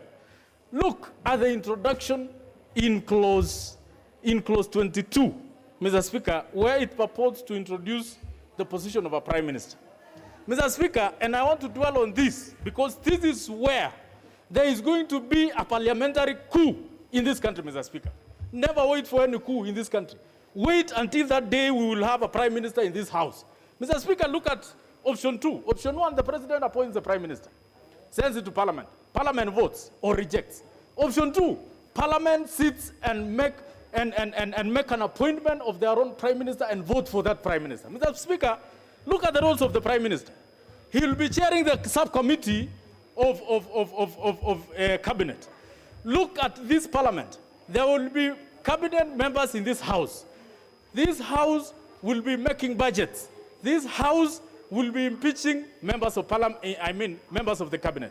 Mr. Speaker, if today this House votes for a prime minister, if today this House votes for the position of a prime minister, which is contrary to the appointment of the president, this House will lead a coup and the president will have no say. We have seen a prime minister sitting in this House, Mr. Speaker, and there has been serious divisions in this House. Look at a situation where the members of parliament will be appointing that prime minister. What will the president have a say in this country? The president will never have a say in this country. The budget will be implemented in this House. The prime minister will lead a coup through the cabinet secretaries who will be sitting with him in this House. Mr. Speaker, as to the question of JSC, Mr. Speaker, I want to say I'm one of the most arrested individuals in this country. Mr. Speaker, the reason why I'm not in cells today is because of the courts. Otherwise, independence of the courts. Otherwise, if it was for the government, Mr. Speaker, I will be behind bars today. When you try to interfere with the courts, Mr. Speaker, some of us will stand firm and say no. Mr. Speaker, last and not least, I want to go down in history and on record as having opposed. So, Honorable Mboko Hamis, member for Likoni. Asante sana Mheshimiwa Spika, na mimi nichukue nafasi hii kuweza kuunga mkono mswada huu ambao tunauita mpango maarufu kwa lugha ya Kiingereza Popular Initiative. Na niweze kusema mswada huu umekuja kwa sababu tulikuwa na matukio mingi sana katika taifa letu la Kenya. Kwanza tukiangalia ghasia nyingi za uchaguzi ambazo ziliwapoteza Wakenya wetu wengi. Pia Kenya tumekuwa na ukabila mwingi sana, kumekuwa na ufisadi ambao umekithiri. Basi mswada huu umezungumzia pia mikakati ya kuweza kupambana na ufisadi. Mswada huu pia umezungumzia vipi tutaweka usawa katika taifa letu, umoja na pia kuweza kuweka uzalendo. Lakini haswa kabisa mswada huu umezungumzia vipi tutapata huduma mashinani. Wakati tunazungumzia ugatuzi mashinani, lazima pia tuzungumzie fedha mashinani. Hivyo basi, iwapo 35% itakuja mashinani, itamaanisha tutaweza kupata huduma sambamba na zile fedha ambazo zitakuja mashinani. Vile vile pia zile fedha ambazo zitakuja katika wadi zitakuwa ni fedha ambazo zitasaidia wadi zetu kuweza kupata miradi. Hata kama yule mjumbe wa kaunti atakuwa hasikizani na gavana, pengine hawatoki katika chama kimoja, pengine walikosana katika mambo ya uchaguzi, bado watu wa sehemu ile ya wadi wataweza kupata miradi yao bila kubabaishwa na jambo lolote. Jambo jingine, mswada huu pia umezungumzia pesa za kusawazisha ambazo kwa Kiingereza tunaita equalization fund. Imesema pesa hizi za kusawazisha ni pesa ambazo zitaongezewa miaka kutoka miaka 20 mpaka miaka 30. Pesa hizi zitasaidia sehemu zilizotengwa kama vile sehemu ya kaskazini mashariki, sehemu za pwani na sehemu zingine katika jamhuri yetu ya Kenya ambazo zilitengwa katika miradi kama mambo ya barabara, mambo ya maji na mambo ya afya. Kwa hivyo mswada huu umezungumzia mambo mazuri kama hayo ambayo yatasaidia taifa hili. Pia mswada huu umezungumzia vipi kina mama wataboreshwa katika nyanja za uongozi na nyanja za maamuzi. Hivyo basi katika seneti kina mama 47 watakuwa na nafasi ya kutoa maamuzi na kuangalia zile fedha katika kaunti zetu, fedha za kutoka katika taifa letu kule juu kwa ngazi za juu, na hata zile fedha ambazo kaunti zimeweza kukusanya pale kwao mashinani. Kina mama watakuwa na sauti na wanaweza kupiga kura na kuweza kufanya maamuzi. Vile vile pia uongozi utakuwa ni uongozi wa kina baba na kina mama sambamba, sako kwa bako. Iwapo gavana ni mwanamke, basi naibu wake atakuwa mwanamume. Iwapo ni mwanamume, naibu atakuwa mwanamke. Sasa hivi tunaona Magufuli aliweka naibu mama Suluhu, na sasa hivi tunaona uongozi wa mama Suluhu ambavyo amejizatiti na kuweza kuongoza taifa la Tanzania likiwa na njia safi sana. Vile vile pia mswada huu umezungumzia tume ya vijana, tume ambayo itaweka vijana na itawakilishwa na vijana wa kike na vijana wa kiume katika njia ya usawa. Tume hii itaweza kuangalia mipango ya vijana, ratiba za vijana, kuangalia sera ambazo zitazungumzia matatizo na maendeleo na vile kuboresha hali ya vijana ili kuwawezesha katika miradi ya maendeleo. Vile vile pia vijana wataweza kupata mapumziko ya kulipa ushuru katika biashara zao kwa muda wa miaka 7. Hilo ni jambo ambalo litaweza kukuza vijana katika mambo ya vipawa na katika mambo ya miradi ya biashara ndogo ndogo na hata zile kubwa kubwa kwa wale ambao watakuwa wamepata uwezo. Bwana Spika, mswada huu ni mswada ambao umezungumzia pia, je, ile sheria ya thuluthi mbili ya jinsia itaangaliwa vipi? Na hivi sasa hatutakuwa na kizungumkuti, hatutakuwa na utata katika kujua, je, hii mambo ya jinsia ama sheria ya jinsia itaweza kutekelezwa kwa njia gani? Itatekelezwa kwa njia ambayo mswada uno umeuzungumzia. Mswada uno pia umezungumzia kwamba tutakuwa na mawaziri watakaoteuliwa miongoni mwa wabunge waliochaguliwa katika yale maeneo bunge. Hivyo basi, iwapo tuna maswali ya kuzungumzia mambo ya sehemu zetu ambazo tunawakilisha, utauliza hapo katika bunge, waziri atakuwa hapo na waziri ataweza kukupa jawabu. Si kama sasa mpaka uweze kutoa taarifa ya kwamba tunataka waziri fulani aje tumuulize maswali haya, waziri naye tena ajibu ya kwamba atapatikana ama hatapatikana. Kwa hivyo tutakuwa na wakati mwafaka wa kuweza kuwauliza mawaziri maswali hapa bungeni. Mswada uno pia umetupatia nguvu ya kwamba fedha zile ambazo tunasema kwa Kiingereza NGCDF, fedha ambazo zinakuja katika eneo bunge zitawekwa katika katiba. Hivyo basi wale wakereketo ambao watakuwa wamezoea pengine kupinga pesa kama hizi ambazo zimemsaidia mlalahoi na yule maskini pale mashinani, fedha hizi zitajulikana tu sawia na zile pesa ambazo zinaenda kwenye kaunti zitakuwa zimewekwa katika katiba, Mheshimiwa Spika, na hilo ni jambo zuri sana Mheshimiwa Spika. Mheshimiwa Spika, pia vyama vya kisiasa vitakuwa lazima vihakikishe katika members, just order. Honorable members, should you want to approach the table, there is a place you approach through. What you are doing here is something that has never been seen in it has never been seen at all. It has never been seen at all. I am a bit disappointed. I wouldn't mind one of the members I have seen going there, but I'm disappointed with two who are very long-serving members of this House. I know you are coming here to take the screenshot of what is happening on the list, which is perfectly in order. Please come from the other side and take the screenshot. Yeah, I mean, that is okay. You are perfectly allowed to do that. But please, what I have seen here is a very new phenomenon. Proceed and actually finalize because your time is over.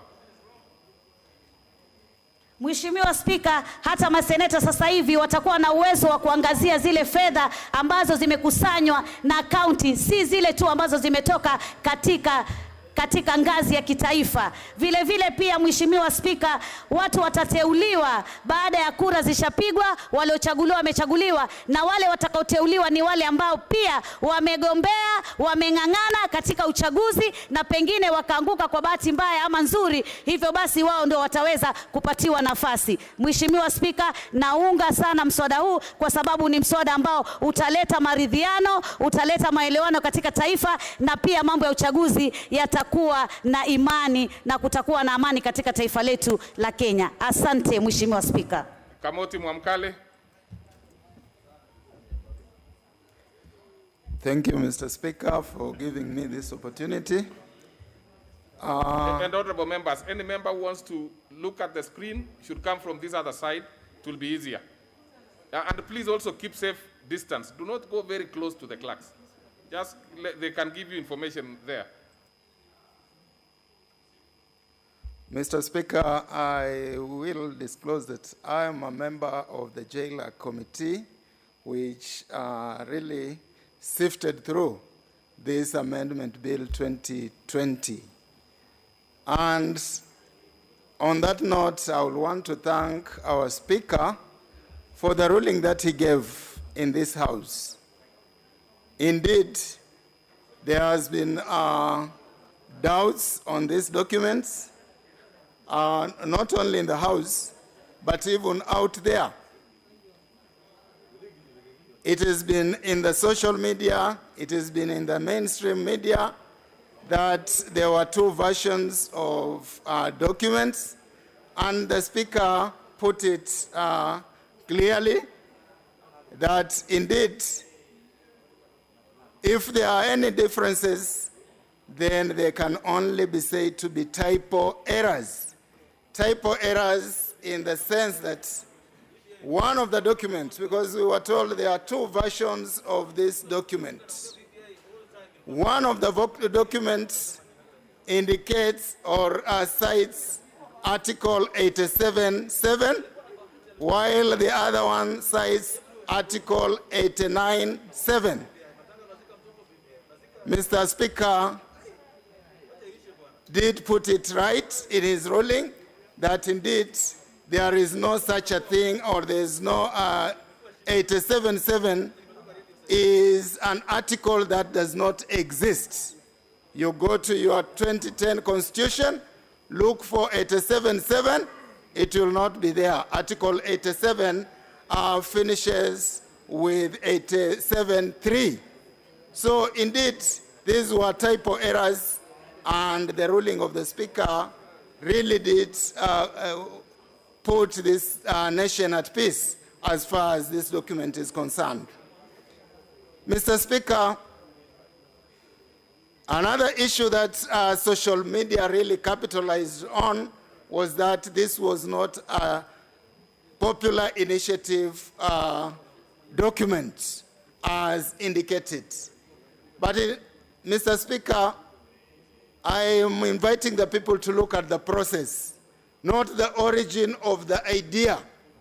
It is the process that will determine whether this is a popular initiative or otherwise. And indeed, it is clear in even in our 2010 Constitution that a popular initiative is one that is backed by the people, is one that comes from the people. And to appreciate this, people should look at the episodes before the handshake and the handshake itself. Indeed, that history will make people appreciate that we have a document that is going to solve our problems. Mr. Speaker, if you look at this amendment, it addresses all the 9 points that were identified after the handshake, and these 9 points were debated by members of the public. The task force that was formed, the BBI task force, went around the 47 counties, and I'm happy to report that when they were in Coast Region, the people of Rabai were invited, and we sent our delegation, and they had their input in this document. So indeed, the report that the steering committee used to come up with the bill, because it's the steering committee that came up with this bill, that report included all the views of the people of Kenya.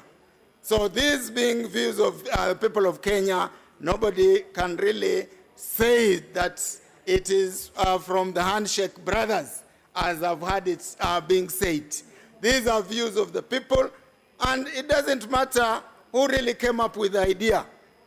Our president, our former prime minister could have come up with the idea, but this idea was taken to the people, and it's the people who gave us the gist of this 2020 amendment.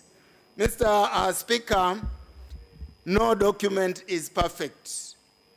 No document is perfect, and we are amending it now, and this will not be the last time this document is amended, because it will not even make it perfect. But I'm inviting members of parliament, I'm inviting members of the public to look at the greater good, to look at the provisions that Mwananchi has been looking for, the needs of the people of Kenya. Mr. Speaker, I come from Rabai. This is in the Coast Region. And our history, we've had a history of complaining that the national cake was not reaching Coast Province, and at one time, people even suggested that Pwani si Kenya. But here we have 35%, which is going to the counties. Members of this house have died because of our hospitals have no facilities, no oxygen facilities. We've lost members here. If we say no to that 35%, it will mean even the COVID issue that we are saying should have been given priority will not be able to be addressed by counties of this republic. So, Mr. Speaker, let us focus on the greater good of this document. Let us pass it for posterity, and we should not mix it with 2022, because most of us who are opposing this have 2022 in mind. Let us look at it for prosperity of the people.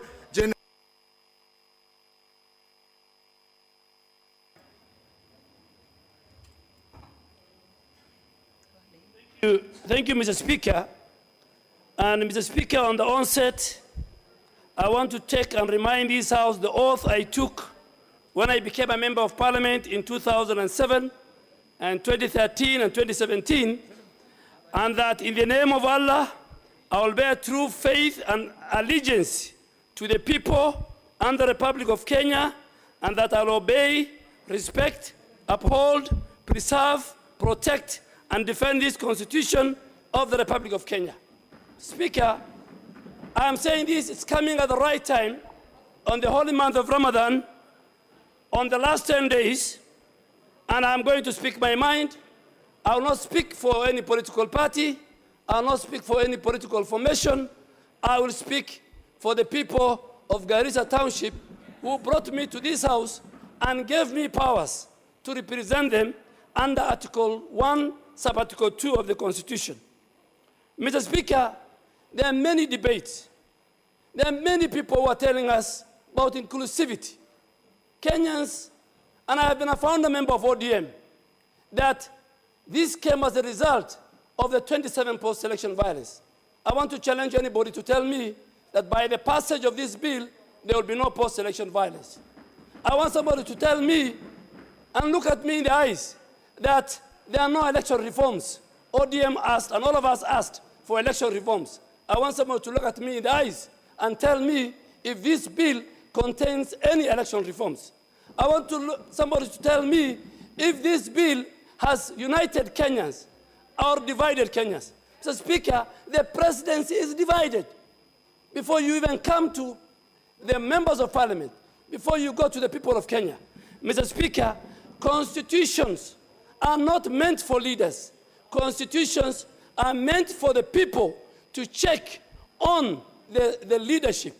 And Mr. Speaker, if you allow me, Mr. Speaker, in the 60s, in the first referendum in the 60s, only one region took part in that referendum. And it was in the northern part of Kenya called NFD. And the Speaker here, without no apologies to make, because I listened to over 50 members. Everybody is speaking for his region. Everybody is speaking for his community. I will speak for the Somali community, and I have no apologies to make. 99% of them voted for me. And Mr. Speaker, this document discriminates them. This document does not favor. Mr. Speaker, a lot has already been said about this bill, and I'm also cognizant of the fact that on Tuesday, the Speaker gave a ruling. I do agree with the ruling on the constitutional and procedural matters.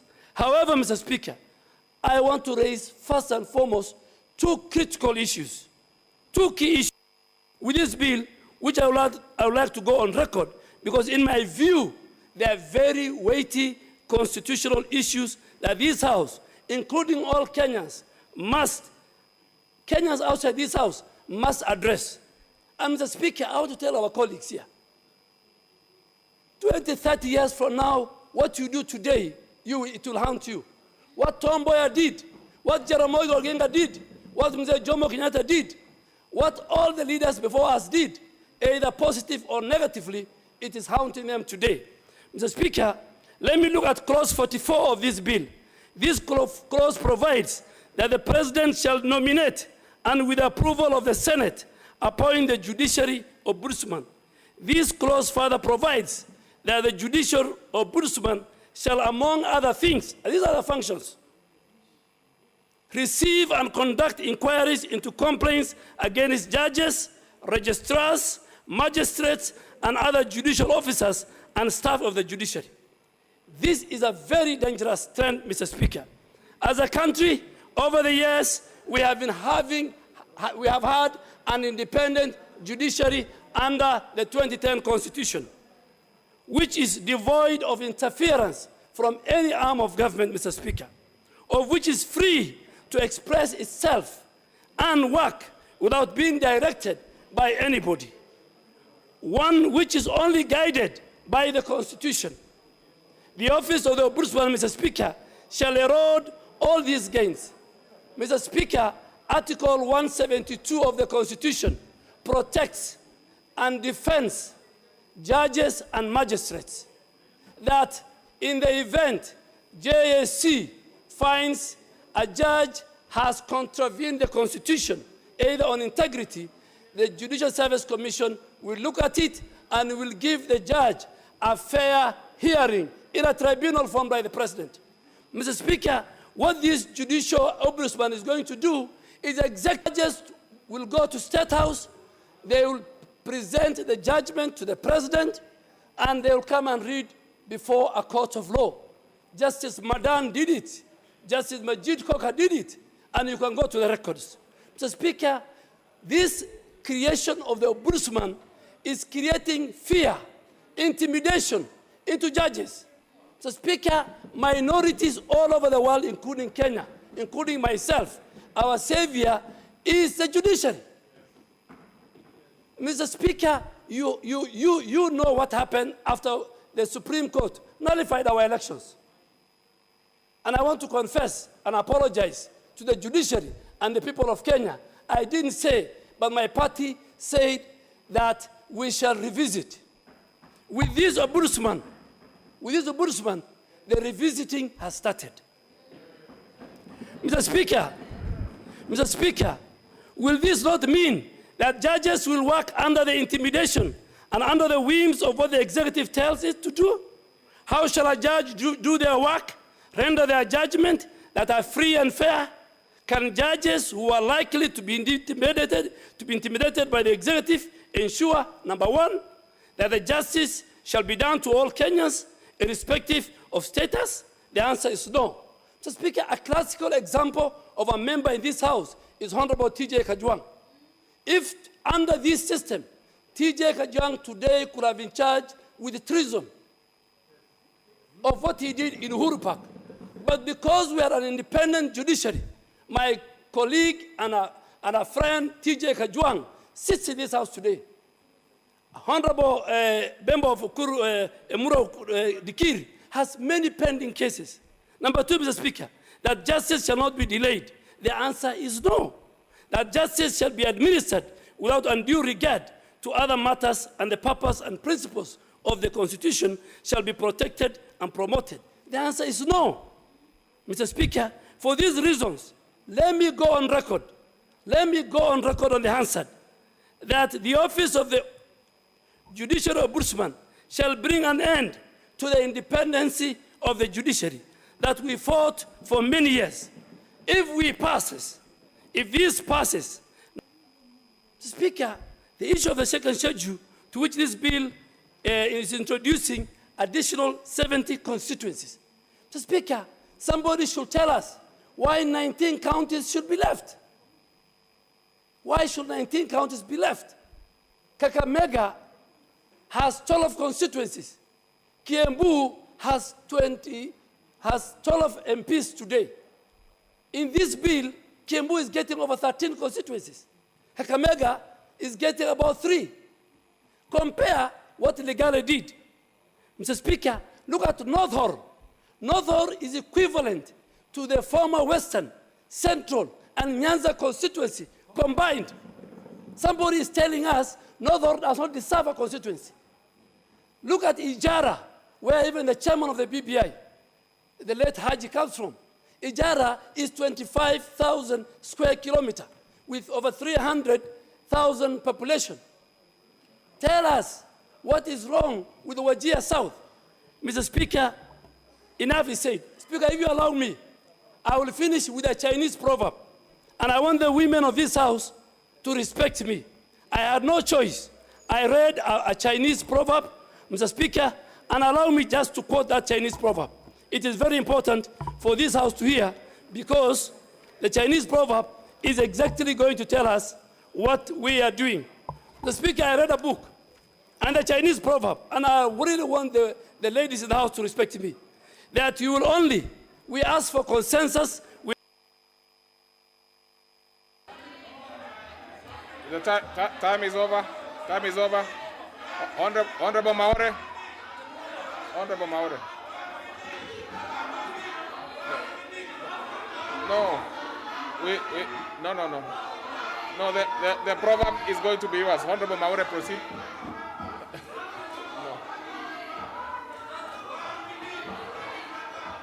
Well,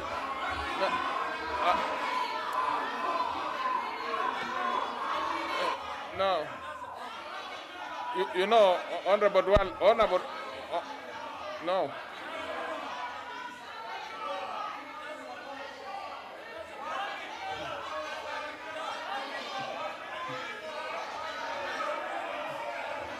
Anyway, just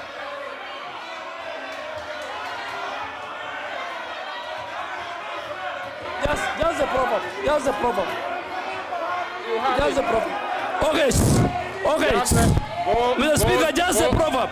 Please. Mr. Speaker, just the proverb. No. I would not expect that you digress. Mr. Speaker, just the proverb important. Just finish it.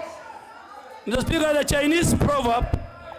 Chinese proverb says, you will only realize the importance of dialogue, the importance of negotiation, the importance of peaceful resolution of conflicts when a mosquito lands on your testicles. Thank you. Proceed, Honorable Maore. Honorable Maore. Honorable Maore.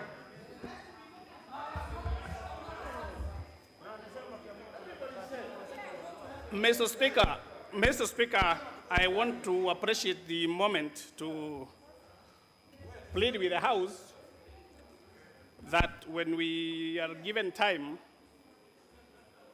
and wanted to plead for an addition, it is a good idea. But Mr. Speaker, very quickly, it is good to respond.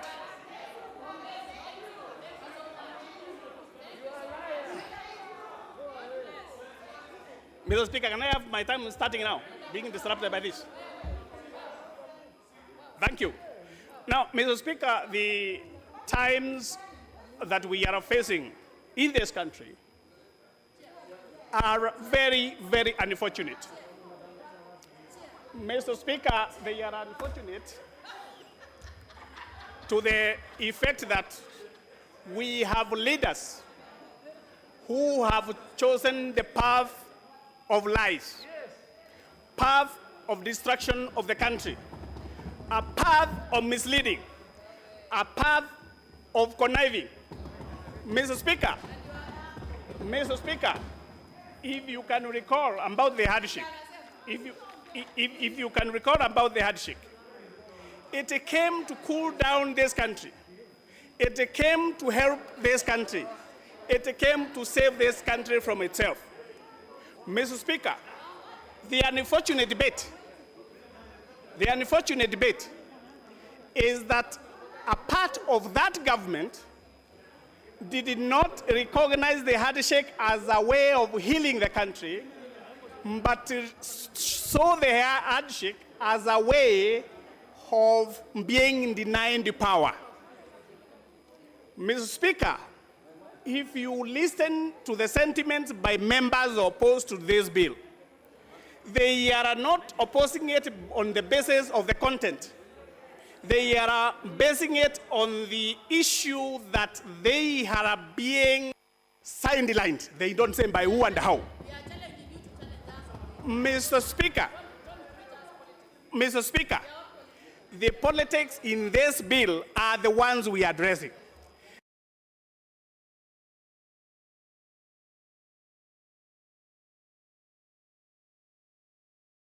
You hear about the prices of maize, about the prices of tea, and about corona, and they're saying that this is not the time. This is about the economy. Yes, Mr. Speaker, it's about the economy. The economy is being destroyed by corruption. The economy is being addressed in this BBI. And Mr. Speaker, if you look at the people who have been disparaging the bill, they are actually borrowed-headed cowards. They don't want to mobilize and they say they will go and move a vote of no at the BBI. They have been fighting these stages on technicalities. They have been sponsoring litigation. They have been moving days and they're saying they want to talk about what? After 5 members have talked about a bill, Mr. Speaker, anybody coming thereafter is just a repetition. So what we need to understand, Mr. Speaker, when we are moving our country, there are those who don't feel comfortable when the country is being run well. And for this reason, Mr. Speaker, when they are cowards and they don't want to vote or no, they don't want to hear even people who are proposing and talking sensible things. Mr. Speaker, I've heard somebody saying that every county should have been given a seat in the BBI.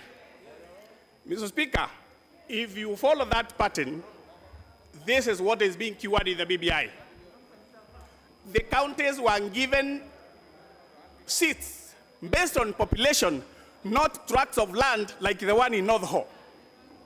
That kind of lie coming out of here is going to poison the country. It is population of Kiambu. It is population of Nakuru. It is population of Nairobi. It is population of Meru to get 2 seats. Anybody who says that you are being denied a constitution, that's why you should fight the bill, don't be a liar as a leader. Look at the country and tell them the truth. Mr. Speaker, as I continue, when you say you don't remember about the ruling by the Speaker when he said that he gave direction, Mr. Speaker, a member of this House who was here, a nearly 2-hour ruling by the Speaker actually took most of our debate. And I would only want to raise a small point here. When we want to hear those who are advocating for tracts of land in the standard population, the BBI is very clear. They want to advocate for 1 man, 1 vote, 1 shilling. And it is for that reason you will find if we are to double the revenue or put from 15 to 35%, if you go to a county like Meru, they will move from 9 to 18 billion. If you go to Jandarua, it will be from 4 billion, 4.8 to 7 billion.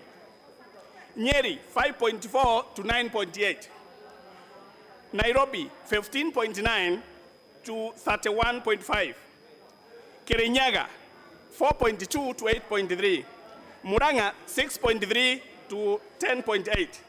Nakuru, 10.7 today to 21 billion. Kiambu,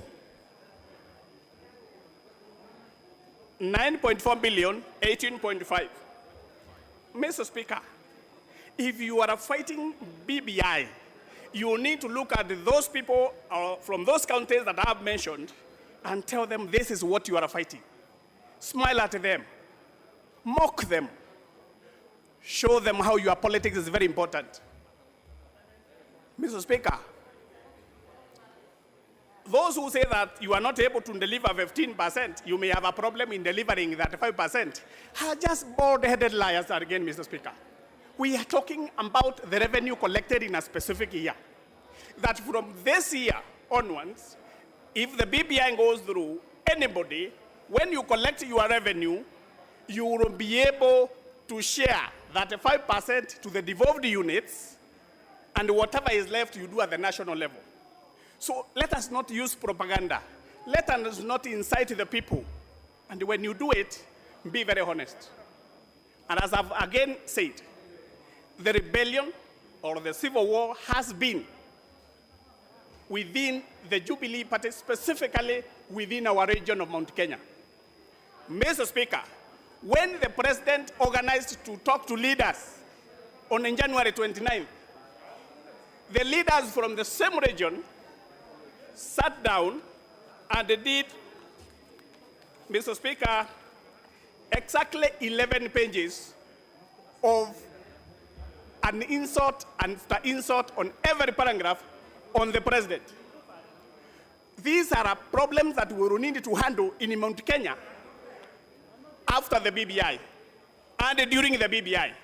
Mr. Speaker, we want to hear leaders standing and saying how brilliant they are by saving their people, not by seeking political possessions of our future government when they are discrediting and disparaging the current government, which they should be able to deliver the promises they got in this 2017 to 2022, not about a government that is coming in 2023. Put a covenant, let it be in writing. It is now written in BBI, not written in some game reserves where the lions are roaring and you are being scared like children. Thank you, Mr. Speaker.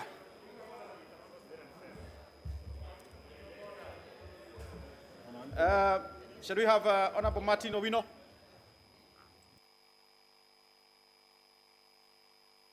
Sorry. Thank you, Mr. Speaker. First of all, allow me to thank God for the gift of life, that today I can stand here to debate on this important amendment bill. Also, I want to thank God for the two statesmen, President Uhuru Kenyatta and my party leader, Prime Minister Raila Amolo Odinga, who have committed themselves and resolved to make this country become and remain productive and prosperous. Mr. Speaker, a word of wisdom has it that you cannot solve a problem if you don't understand it. And this is what we are going through here in this House. Mr. Speaker, we cannot allow Kenyans to kill themselves every election through bullets, machetes, you name it, and maim themselves. Some are displaced, some are suffering PTSD after years because of election. This amendment bill is trying to correct this so that we can remain peaceful even after election.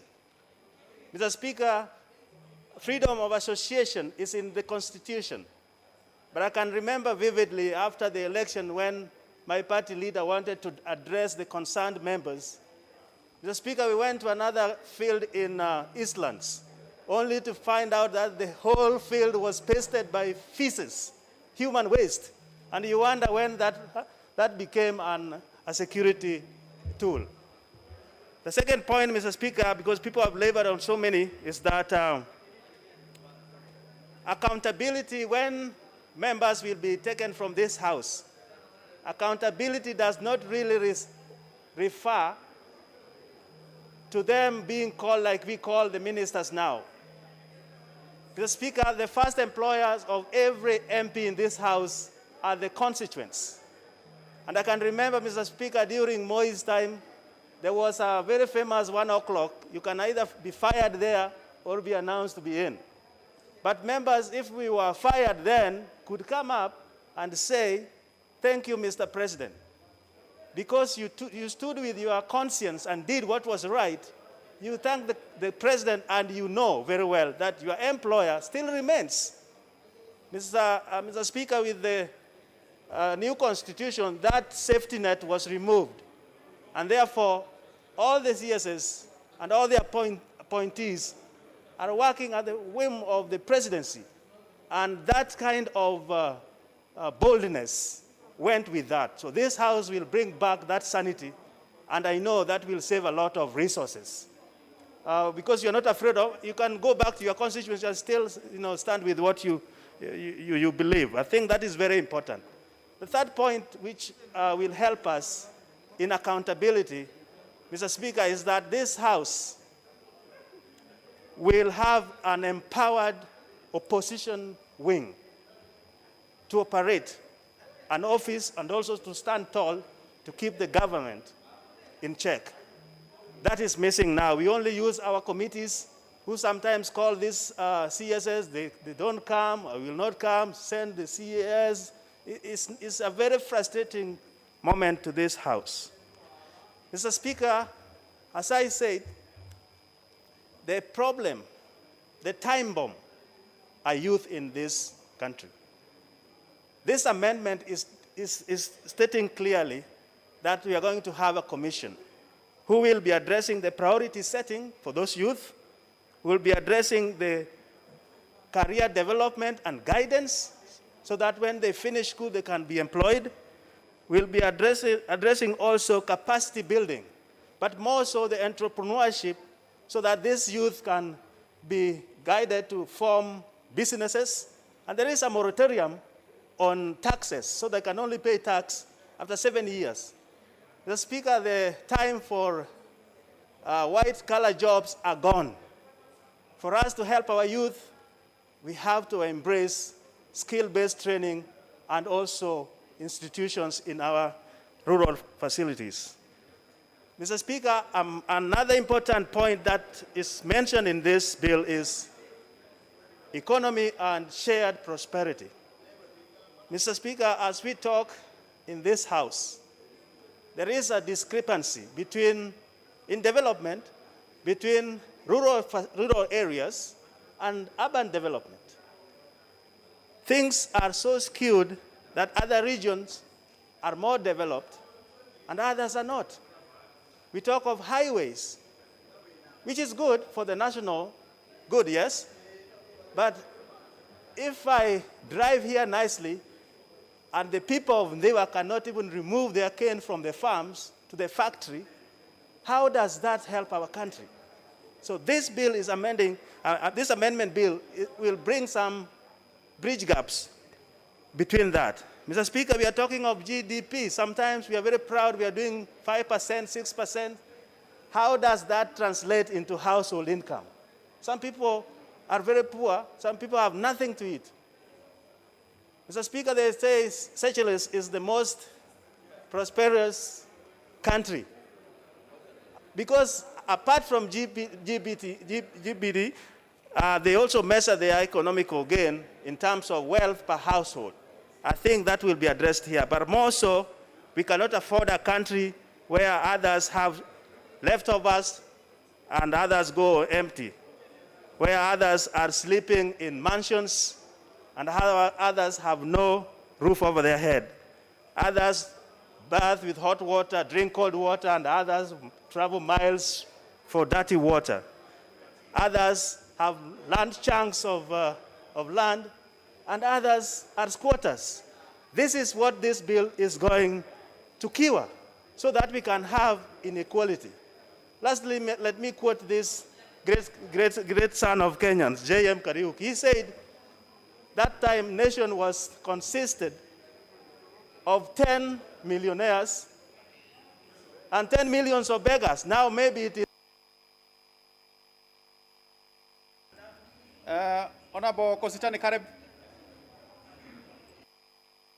Wait. Thank you, Mr. Speaker.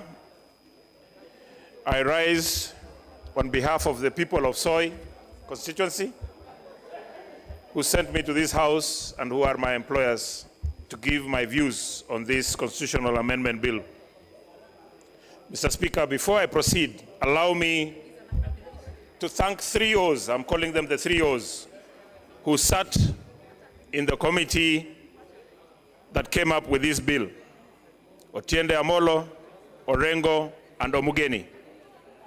I congratulate them because they were appointed in that committee based on merit, and unfortunately, because they stood by the truth and they stood by the law which they are so schooled and understand, one of them has been removed from a parliamentary committee. Mr. Speaker, this BBI bill is widely spoken about but very unpopular. There is a Swahili saying, and allow me, Mr. Speaker, to say, kizuri chajitembeza, kibaya chajiuza. Mr. Speaker, I am very uncomfortable debating this bill at the moment when we have more serious priorities as a country. Other nations are discussing how to vaccinate their populations. Other nations are discussing how to manufacture the vaccines. But we are the only country in the world in the midst of a pandemic that are discussing a change of the Constitution. Mr. Speaker, I am very reserved when I hear my colleagues and we calling this a popular initiative. Mr. Speaker, as an elected member from Uasin Gishu County, which is benefiting by getting 3 constituencies that we never asked for because our views were not there. Mr. Speaker, there are members in this House who will vote yes, yet their counties are losing. And not because they accept that their counties lose, but because of the intimidation and coercion that is going on with this bill. Mr. Speaker, from where I sit, the views of the people of Uasin Gishu County were not collected in a popular manner. We normally, whenever, even during the 2010 Constitution, Mr. Speaker, when we were collecting views, they came to Eldoret Town Hall, where there were public address systems. All the people who wanted to contribute, contributed. But this time they came and went to a hotel called Noble and called those yes people, the robots who would go and just were choreographed to go and give the contributions that would favor the BBI.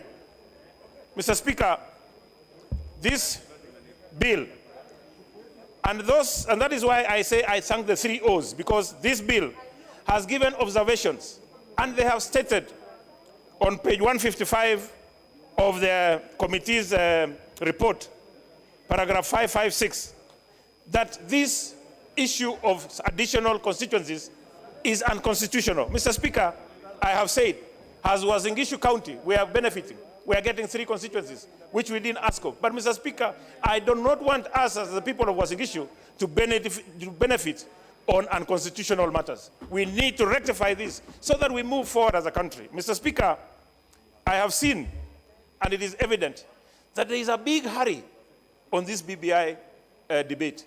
There is a big hurry to try and end this debate. Who is this who is in so much of a hurry that doesn't want us to speak to this report, Mr. Speaker? The Speaker made a ruling when I gave a preliminary objection that the debate shall go on so long as there are members desirous of contributing, Mr. Speaker. We have seen messages going around that they will be voting in the afternoon. Mr. Speaker, we shall not vote in the afternoon until all members have been heard, Mr. Speaker, because that is what the law says, Mr. Speaker. Mr. Speaker, we are at a moment in our country whereby we are at a moment in our country. Honorable Question. And I hope, Honorable Sotsi, I hope it's a point of order, not a point of argument. What is out of order? Mr. Speaker, I didn't want to interrupt my good friend Kositani, but you are aware the Speaker made a ruling on the issue of constitution. Thank you, Mr. Speaker. I think you have realized. Let Honorable Osotsi finish. Honorable Kositani, just have a minute. Let's hear from Honorable Osotsi.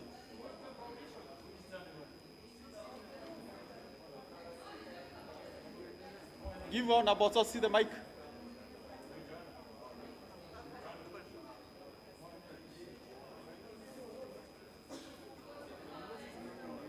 Mike, please.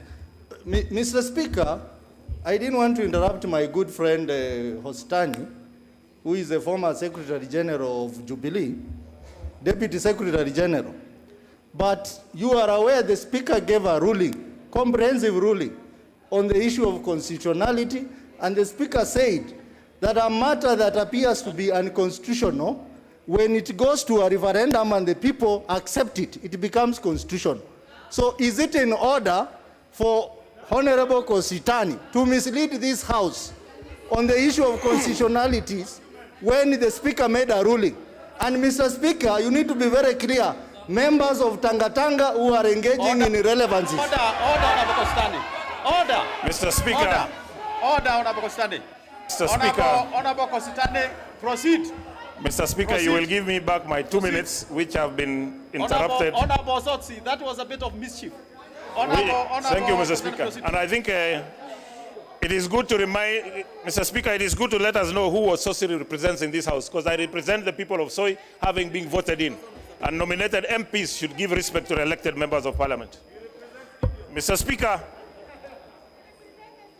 Speaker, we have been told, and in this report, the report has been captured that 12 counties debated the correct report.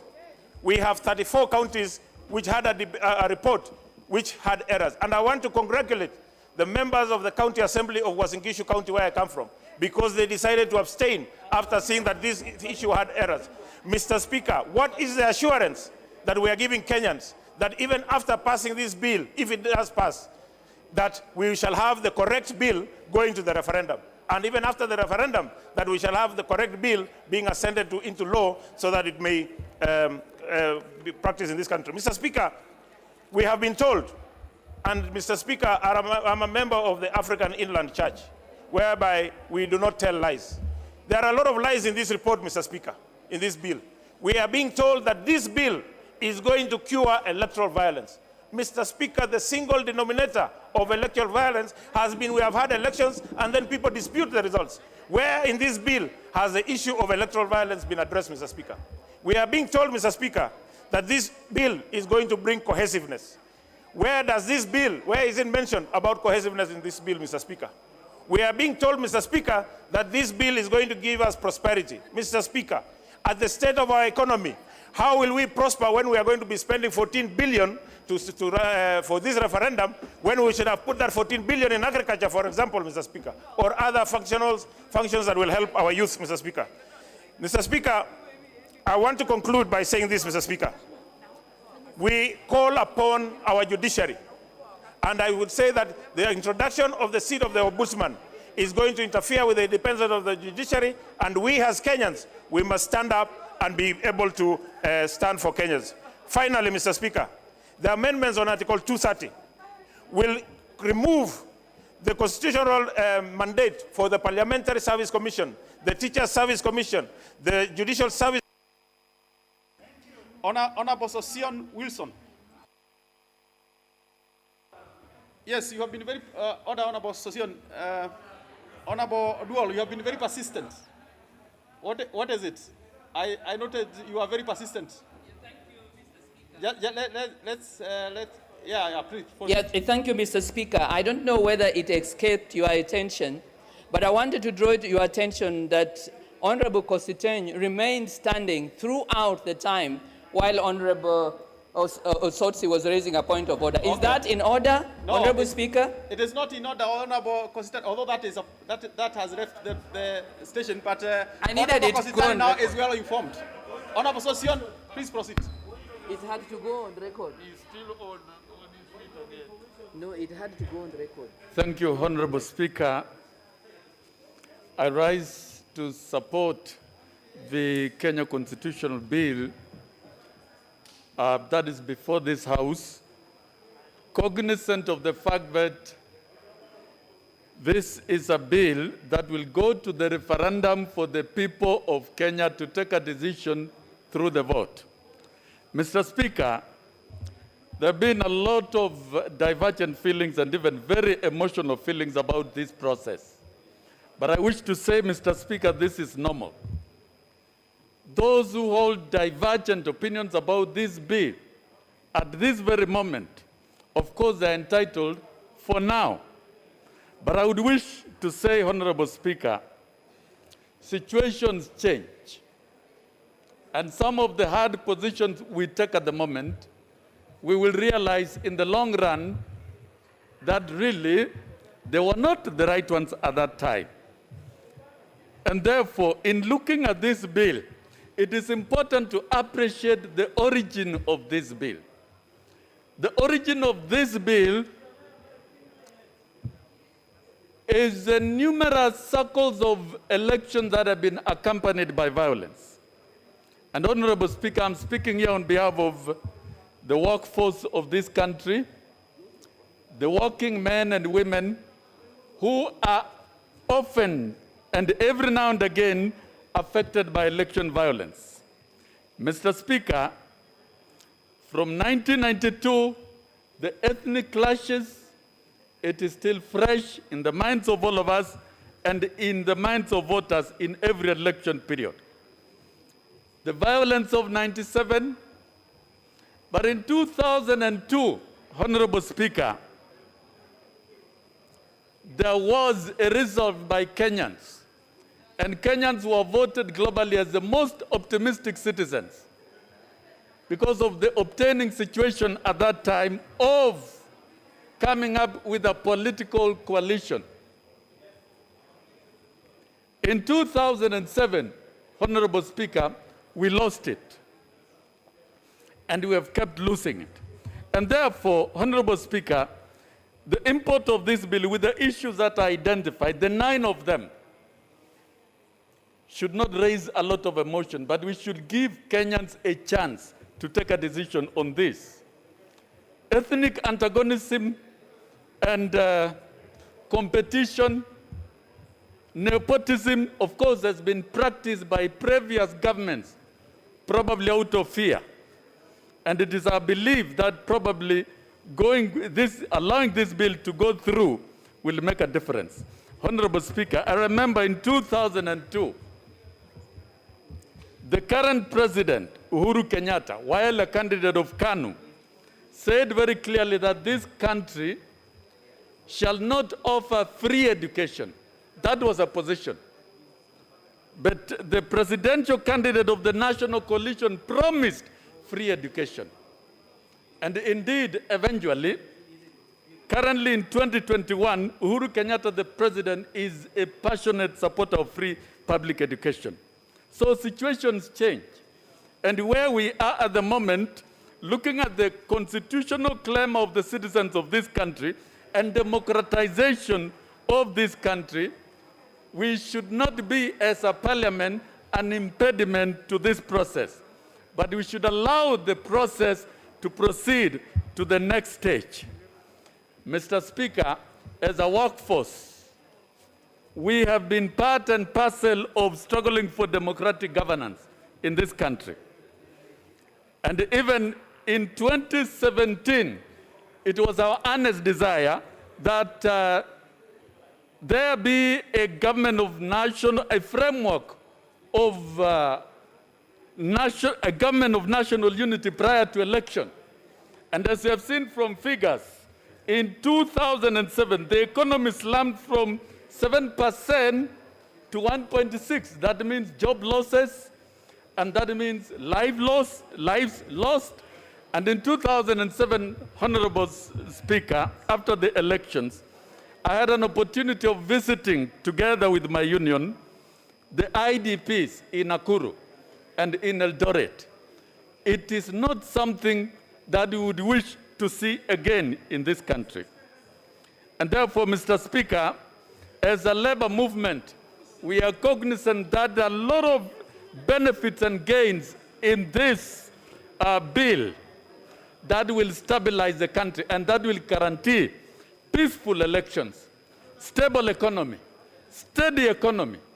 Kenya would be a middle-income country now, and a country that would be so robust with an assurance of jobs, with an assurance of good environment for businesses if we tackle the issue of elections, if we tackle the issue of violence, if we tackle the issue of corruption. The 9 issues that have been placed before us by the leaders of this country should be a covenant and a commitment that must be implemented once this bill is passed. Honorable Speaker, even as we support this, because we look at the greater gains, we know, one, as a workforce, we might be losing our voice in the Salaries and Remuneration Commission. And the infrastructure of SRC in the envisaged bill should not take away the voice of workers. Whoever will be the President of the Republic should ensure that the representation of workers in the SRC is sustained. As workers, we are losing the slot of nomination in the National Assembly. And it is our belief that moving forward, we should still be able, as a country, to ensure that workers are represented through other avenues. Mr. Speaker, we even contemplated to have membership of constituent representative in the Teacher Service Commission, but this should be captured in the statute. It is our belief that the parliamentary system, the hybrid model. Honorable Kingala Macau, please. Thank you, Mr. Speaker. I have been waiting for this chance for long. Mr. Speaker, from the onset, let me say that I am supporting this BBI. Why? Mr. Speaker, if you look at the journey, from the time the handshake took place between Honorable Raila Amolo Odinga and Uhuru Muigai Kenyatta, Mr. Speaker, the economy of this country has improved somehow until when COVID struck. Mr. Speaker, from the 27th of March, some of us were in the streets of Nairobi fighting for democracy, fighting for rights. Mr. Speaker, this BBI is going to be the savior, the redeemer of the marginalized. And when I speak here, Mr. Speaker, I'm speaking like many people who are saying that they are speaking on behalf of their people. Yes, indeed, I'm speaking on behalf of Mavoko people and Machakos County at large. Mr. Speaker, it is very easy for us to understand. And in fact, more reason why I'm wondering, the opponents of BBI are saying this is not without public participation. Mr. Speaker, this is a popular initiative. Mr. Speaker, there are some communities, when their leaders speak, they say they don't want to read anymore. Mr. Speaker, in addition to Raila and Uhuru coming together, my party leaders, Dr. Stephen Kalonzo Musyoka, together with Musalia Mudavadi, together with Gideon Moi, together with Wetangula, came together and warmed this relationship that BBI is going to sail through and going to help people. Mr. Speaker, why am I speaking about this? In very many times, this country, the national cake, has been divided through units. Mr. Speaker, when I look at the BBI, it is coming here, and I have seen in Mavoko, for example, in Machakos County, yes, maybe we have gotten some more constituencies.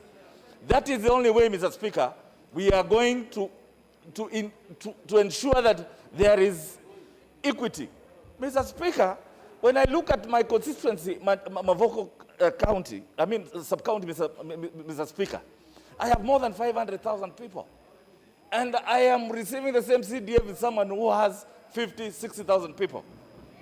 This is a time, Mr. Speaker, when I look at this BBI giving me an extra constituency. Mr. Speaker, I feel there will be adequate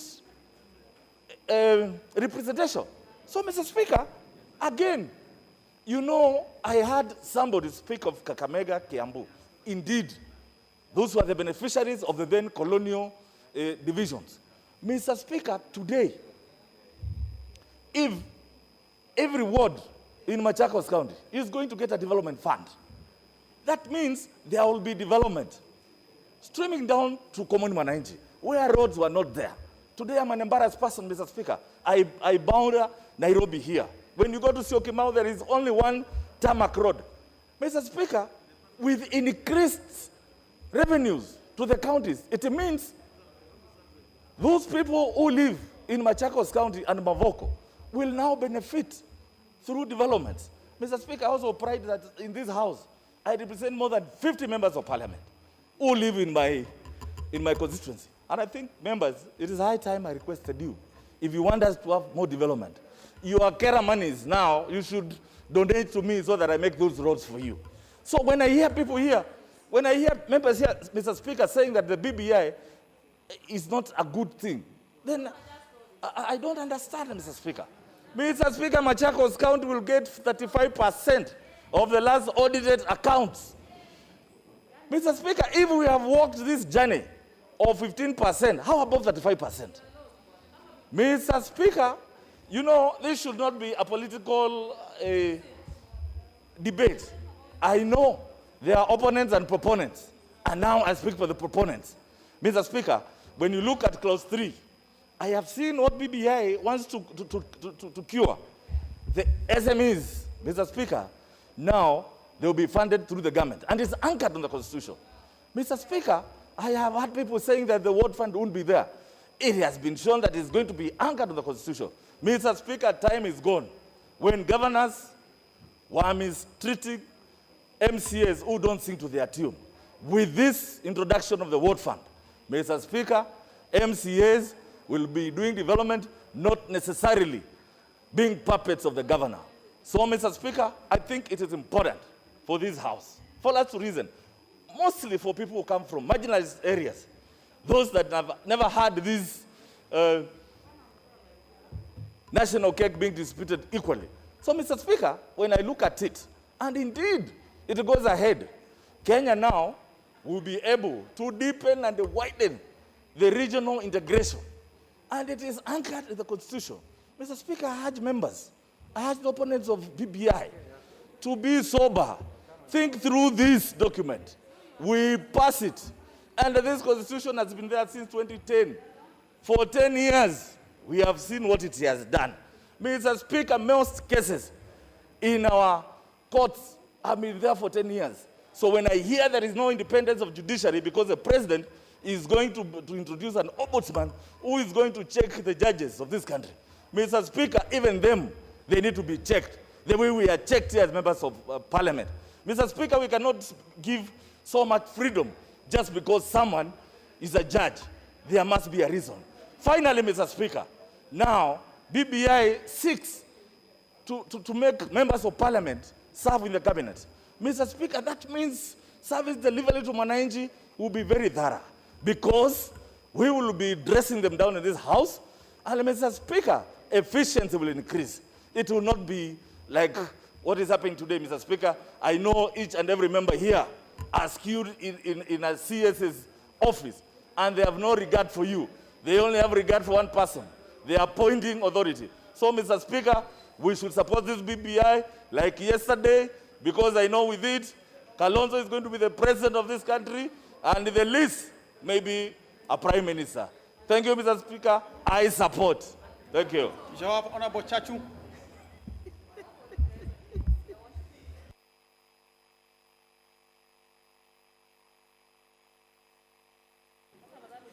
Thank you, Mr. Speaker. Mr. Speaker, I rise to support the Constitutional Amendment of Kenya Amendment Bill 2020. This is a constitutional amendment. Mr. Speaker, this is a constitutional moment. This is the first time as the House of Parliament we are debating a bill through a popular initiative. Mr. Speaker, everything considered, or recently considered, this bill is a good bill, and Mr. Speaker, sir, it will really enable this country to grow to greater heights. Mr. Speaker, there are critical issues that this bill tries to resolve. Among others, Mr. Speaker, sir, is the issue of divisive politics. It promotes gender equity and governance. It strengthens the structure of devolution. It increases funding to our devolved units. It enables sharing of power, which promotes national unity and cohesion. Mr. Speaker, sir, it further strengthens accountability in our public resources and enables us to fight the enduring culture of corruption. Mr. Speaker, sir, Article 11A on economy and shared prosperity anchors the aspiration of the new economic model based on value creation. It further provides equitable opportunity for all the people, promotes industrialization, and supports small and micro enterprise development. Mr. Speaker, sir, on the issue of national cohesion and inclusivity, Mr. Speaker, sir, this bill tries to unite Kenyans and enables us to be more inclusive as a society. Mr. Speaker, sir, we are a very diverse society, and we should celebrate our diversity and enable further inclusion. Mr. Speaker, sir, we still recall the election violence of 2007-2008, when we almost lost this nation called Kenya. Mr. Speaker, sir, even then, in 2008, it is the 10th Parliament, of which I was a member, which amended the Constitution and enabled the National Code to become a reality. Mr. Speaker, sir, during the period of National Code, we had relative peace, our economy prospered, and most profoundly, we ushered a new constitutional order by promulgating the 2010 Constitution.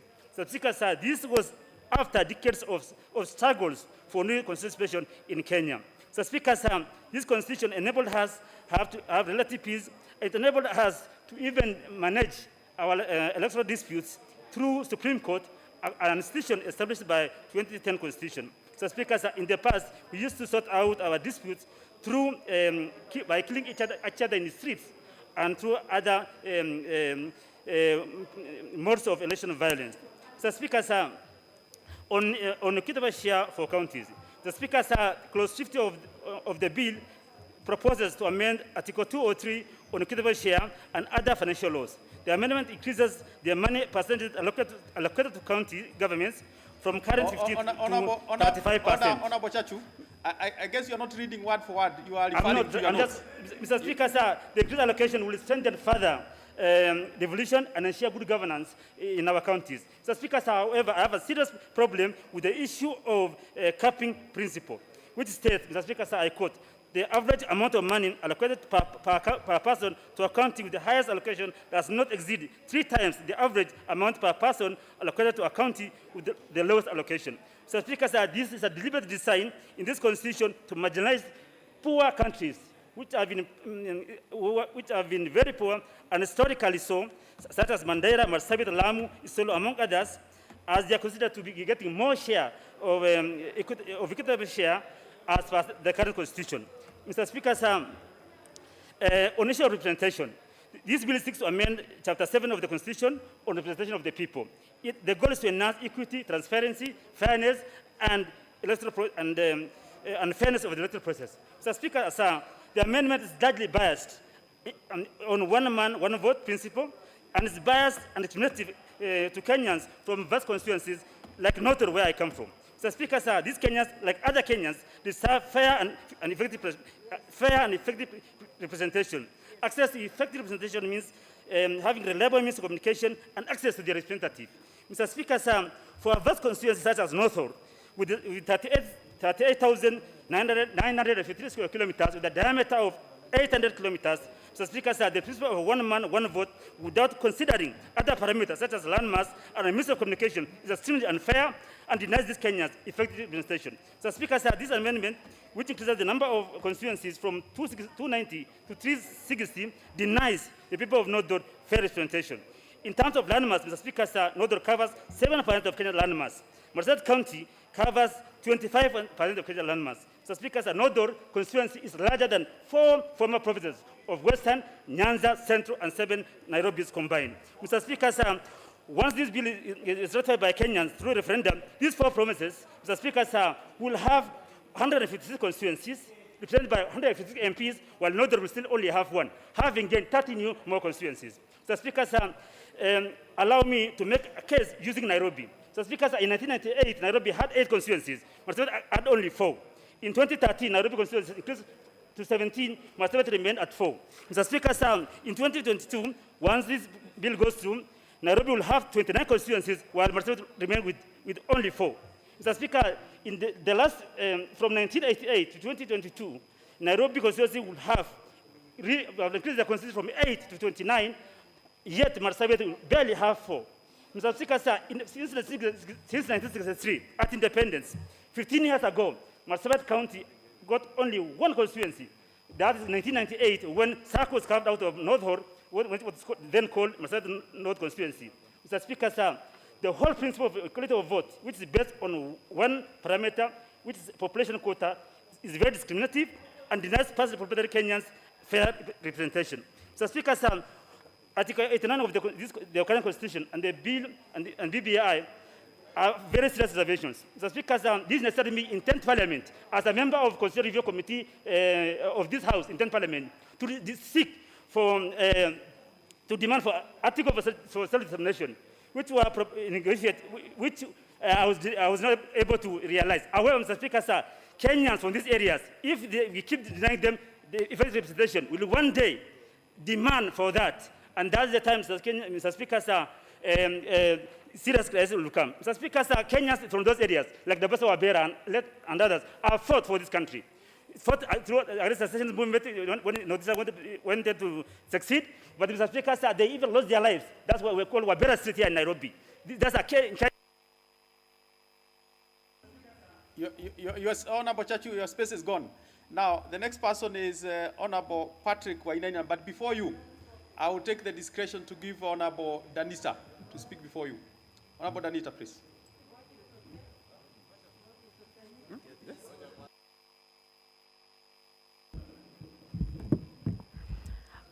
Mr. Speaker, sir, I want to thank you for the opportunity to offer my unequivocal support to the Constitution of Kenya Amendment Bill 2020.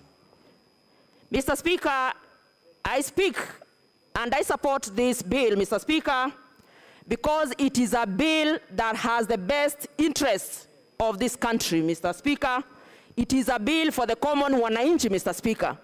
Mr. Speaker, it is a bill that seeks to look at marginalized persons, Mr. Speaker, to ensure that when we are talking, Mr. Speaker, about shared prosperity, Mr. Speaker, communities and people, Mr. Speaker, that have traditionally, Mr. Speaker, been left behind are on board. Mr. Speaker, it is a bill for us as members of parliament. It is a bill for Kenya, Mr. Speaker, and it is a bill for our children's children, Mr. Speaker. So, Mr. Speaker, this is not a bill that is a bill for people who are selfish, Mr. Speaker, and I want to ask my colleagues, especially my colleagues who are opposing, Mr. Speaker, to support this bill because, Mr. Speaker, it speaks for Kenya. Mr. Speaker, there's nothing as good as a bill that, Mr. Speaker, even long after we are gone from this parliament, Mr. Speaker, we will say we tried to put strategies, Mr. Speaker, to help our people. Mr. Speaker, sir, The BBI bill, Mr. Speaker, has been propelled, Mr. Speaker, by the President and by the Right Honorable Raila Odinga. Mr. Speaker, the reason so many of us, and especially so many of us women, are seated in this house today, Mr. Speaker, is because of the efforts of Raila Odinga. Mr. Speaker, women representatives in this house, women representatives and nominated members, especially also in this house, Mr. Speaker, are the efforts of Raila Odinga, who created, Mr. Speaker, and brought about the issue of having affirmative action, Mr. Speaker. And that is why we are here as women of this country. Marginalized women, Mr. Speaker, women of modest means, Mr. Speaker, who could otherwise not be anywhere. So I feel funny, Mr. Speaker, when I say women who have become here are opposing a situation where the Right Honorable Raila Odinga has gone beyond looking at us and looking at Kenya, Mr. Speaker, now. Because BBI seeks now to look at other people. It is not about Parliament itself. It is about resources mashinani. It is about resources going to mashinani, Mr. Speaker, so that our ward representatives, Mr. Speaker, right in the middle of our village, Mr. Speaker, can get an allocation that they can use to develop the ward, to develop a hospital, to develop a dispensary, to create a borehole, Mr. Speaker, to provide water for our people. Mr. Speaker, it is about the common Mwananchi. And I want to ask members to not look at members of Parliament as a house. We have to look at where the majority of Kenyans live, mashinani, Mr. Speaker. Mr. Speaker, sir, when the bill proposes to create a ward development fund in mashinani, Mr. Speaker, in a ward, what members and people should be talking about now is how to strengthen their ward representatives, so that this ward rep, Mr. Speaker, who is the president of a ward, can be able to actually ensure that the over 20 million allocation that he's going to get every year, he's going to develop his ward. Because, Mr. Speaker, the spirit of devolution is to develop mashinani. Mr. Speaker, sir, 5% of the allocation that goes to counties are going to the ward reps. Mr. Speaker, sir, BBI seeks to strengthen our counties. Mr. Speaker, sir, 35% allocation into counties, Mr. Speaker, is going to ensure that, Mr. Speaker, we have our women taken care of. Mr. Speaker, sir, healthcare is an issue. Healthcare is devolved, Mr. Speaker. Mr. Speaker, I am a strong proponent in this house, Mr. Speaker, that whenever a woman carries a pregnancy, Mr. Speaker, to term, there must be a healthy child that is delivered, Mr. Speaker. And that is what we must be talking about, Mr. Speaker. Ward Development Fund, Mr. Speaker, for the first time, members of Parliament must appreciate, and they are going to appreciate that the CDF, Mr. Speaker, has been entrenched by this BBI. Mr. Speaker, sir, many of us went to school through CDF. Many of us have been educated, and we sit in this house, Mr. Speaker, through the bursary allocation under CDF, Mr. Speaker. Why on earth would I not support BBI, Mr. Speaker, so that many other children become like me in this house, Mr. Speaker? Mr. Speaker, sir, it is a historical bill, Mr. Speaker. And whenever we are talking about a situation like this, Mr. Speaker, that is going to help Kenyans in this country, Mr. Speaker, we should not think that BBI is for Raila Odinga or BBI is for Uhuru Kenyatta.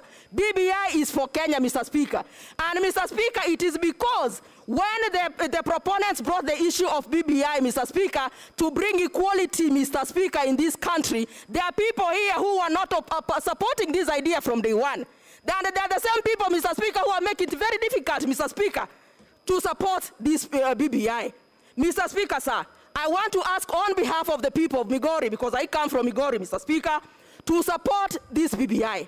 Mr. Speaker, sir, I appeared before the BBI National Task Force, Mr. Speaker, in Nairobi, on behalf of, first of all, persons with disabilities, and on behalf of the people of Kuria community where I come from, Mr. Speaker. And we presented our views, Mr. Speaker. And Mr. Speaker, although they were not completely captured, Mr. Speaker, I am happy that persons with disabilities, Mr. Speaker, for the first time are going to be represented in this house by 4 members of the National Assembly, an increase from the 2 that we have in the National Assembly now. Mr. Speaker, the issues of the Kenya Sign Language, the issues of implementing the Persons with Disabilities Act, Mr. Speaker, must ensure that persons with disabilities are included. Mr. Speaker, we cannot talk about inclusivity in this country without persons with disabilities. Mr. Speaker, inclusivity is not just about a gender or about a tribe. We must look at the various diversities that are inclusivity. Mr. Speaker, sir, I wish to support and I wish to thank the opportunity, Mr. Speaker, to say that we have a lot to gain as women of this country. We have a lot to gain as youth through the Youth Commission, Mr. Speaker. We have a lot to gain, Mr. Speaker, in this country, so that persons with disabilities, so that our people and our youth, Mr. Speaker, are able to benefit. Mr. Speaker, with those few remarks, allow me, Mr. Speaker, to say that the issue of gender has been elusive. Mr. Speaker, gender is going to be addressed in this bill, Mr. Speaker, and we're not now going to be crying. Honorable Django Patrick Wainaina. Thank you, Mr. Speaker, for giving me this chance. I rise to support Constitutional Amendment, Bill number 2020. And I also want to state that I'm an independent member of Parliament, and I've been given this chance by my good people of Vika. So I wish to prosecute this bill very independently. I am also aware of how much interest this constitutional movement has generated among Kenyans. So it is time to tell them the truth. Mr. Speaker, the most significant change in this bill is devolvement of resources to Wanjiku. Mr. Speaker, what NG-CDF did to schools and security, World Fund will impact grassroots economy many times over. A serious game changer. Right now, an MCA cannot even repair a road in his village if he does not bow to the governor. Last weekend, we were treated to some drama, a whole DG in Kirinyaga repairing his village road using fork djembe. With World Fund allocation, this will give our MCAs a voice, ability to live according to their calling. The fact that the county allocation increases to 35% is a great step towards strengthening devolution. In the past, we have had national government losing 2 billion daily through insider theft, and not to say that county chiefs are any better, not by what we read from Auditor General reports, but I believe Wanjiku will have better oversight of her resources when they are brought closer to her. But I dare add, any governor who uses the kitty prudently will in turn turn his county, prudently will turn his or her county into second world in one term, reducing unemployment rate to a mere 10%. Yes, this can happen, but it is high time that our leaders stop this, what we call the living culture. It is repressive, it is retrogressive, to say the least. What Honorable Mr. 001, what is out of order now? What is that, Speaker?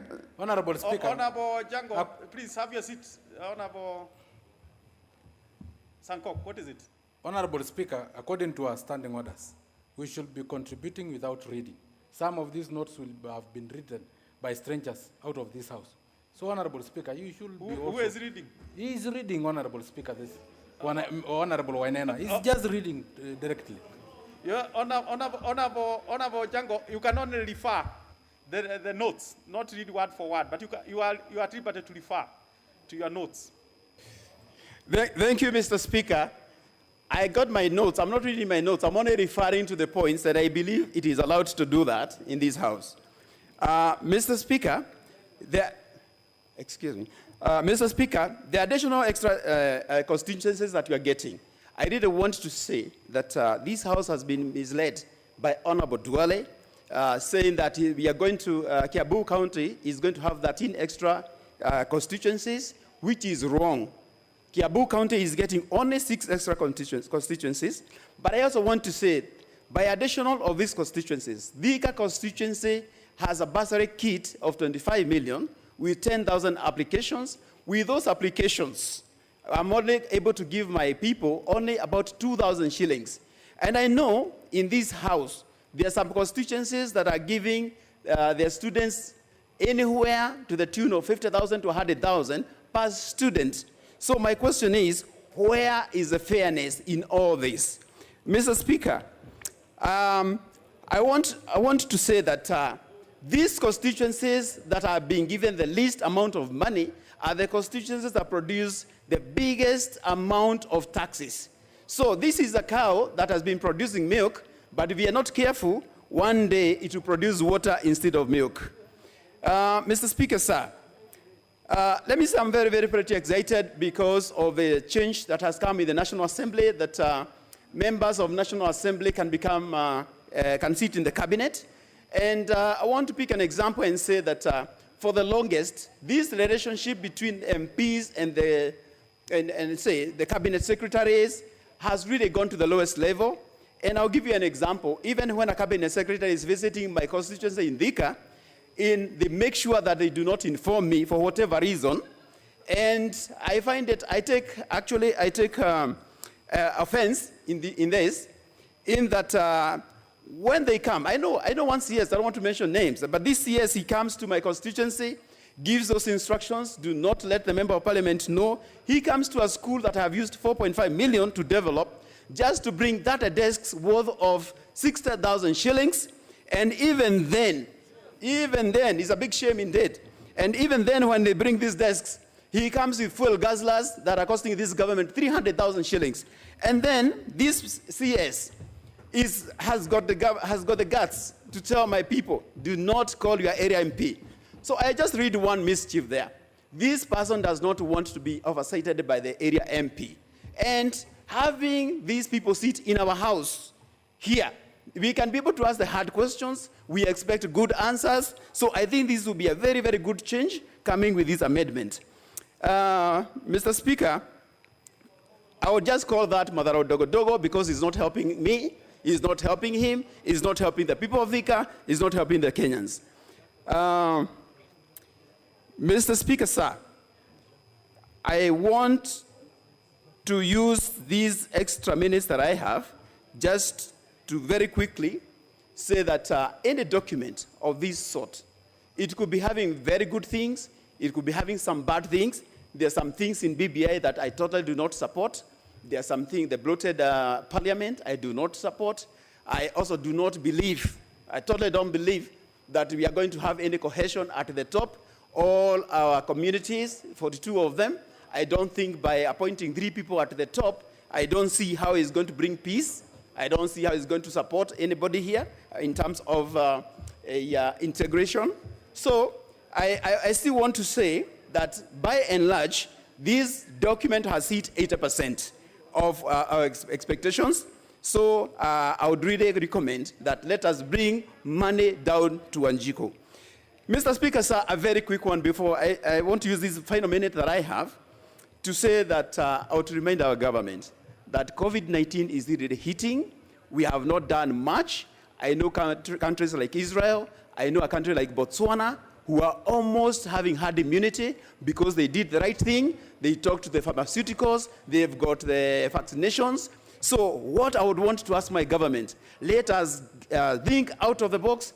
There are people who can be able to pay for vaccinations, they can pay. Let the government bother with the people who cannot pay. Let us do this inside 3 months. We can vaccinate our people inside 3 months. We can open our economy today. What are we waiting for? God bless Kenya. Honorable Manje.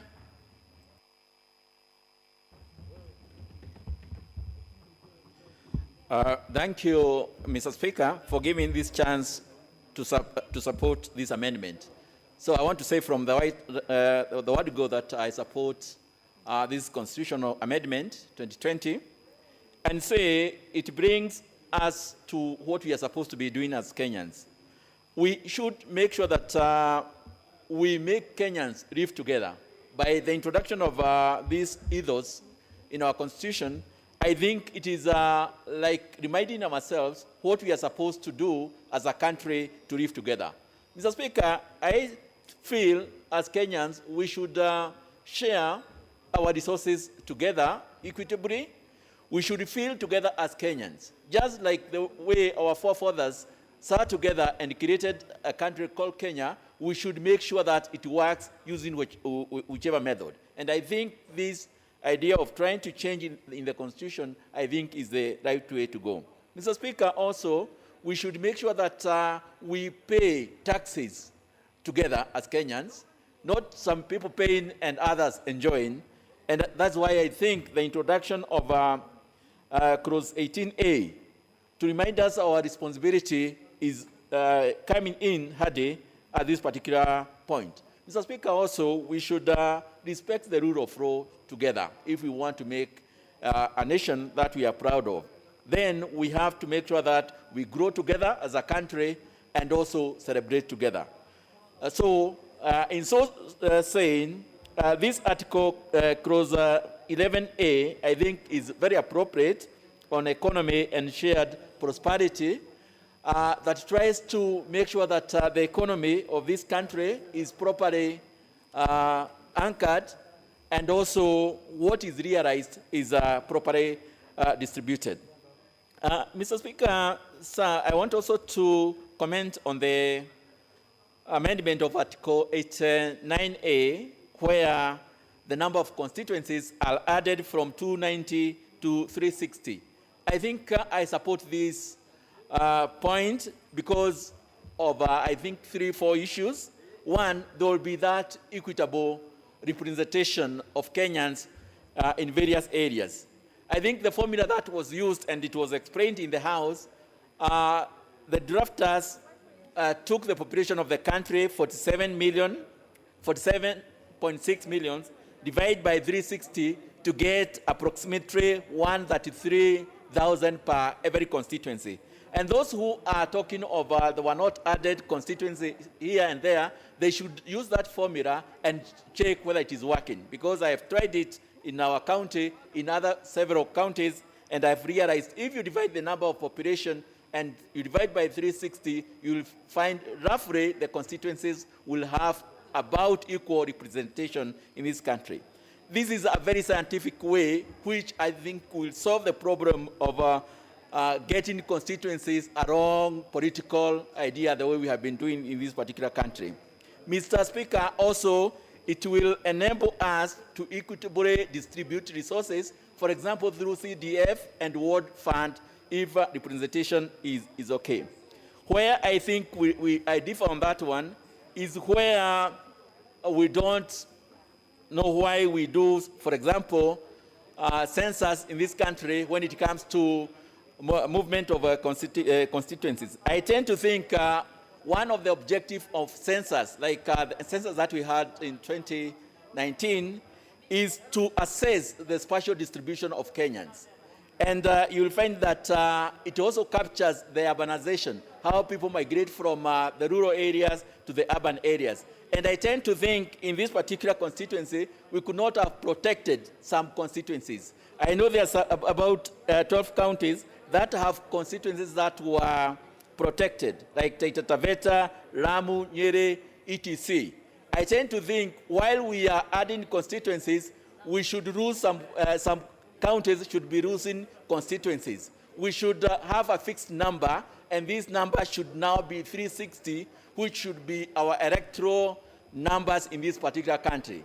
In other words, I'm saying if, for example, people move from Nairobi to Kitengela, Kajiado earns one constituency and Nairobi loses one constituency, that way we are going to have a fixed number of members of parliament in this parliament. Just the way USA, our elder brother, does in the United States. There is always some counties, some states that loses seats. For example, their last year census. I think states like Texas gained 2, Colorado, Florida, Montana, North Carolina lost, gained also 1 constituency, while states like Illinois, California, Michigan lost 1 seat each because of the population migration. We believe there will always be growth and also dynamics which will make people move from one area to another. So in the future, we should make sure that these constituencies remain 360, and the movement will make some counties lose constituencies while others gain constituency. Mr. Speaker, also I want to mention about devolution and say I support the amendment of Article 203 to increase the number, the amount of fund going to the constituency from 15 to 35, and also anchoring CDF in the constitution and also Ward Fund.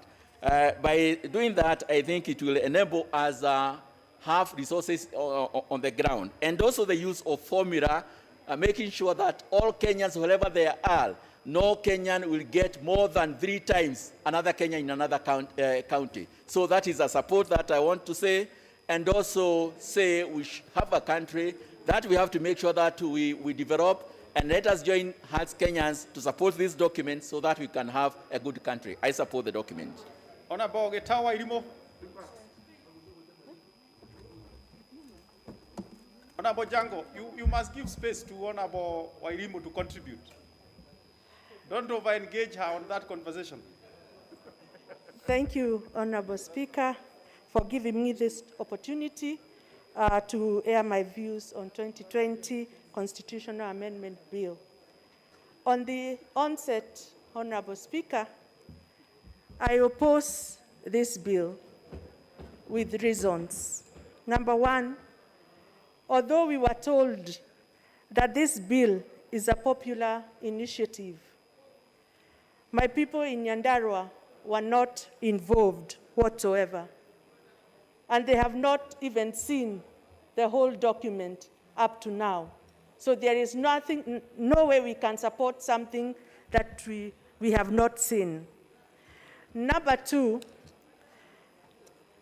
this amendment, according to the BBI proponents, is to resolve the winner takes it all election system. To me, this is not convincing enough, because in an election, we must have a winner and a loser. But we know the problem that we have been having in this country. There are some people who never accept results. We have also been told that different county assemblies received different BBI reports. Furthermore,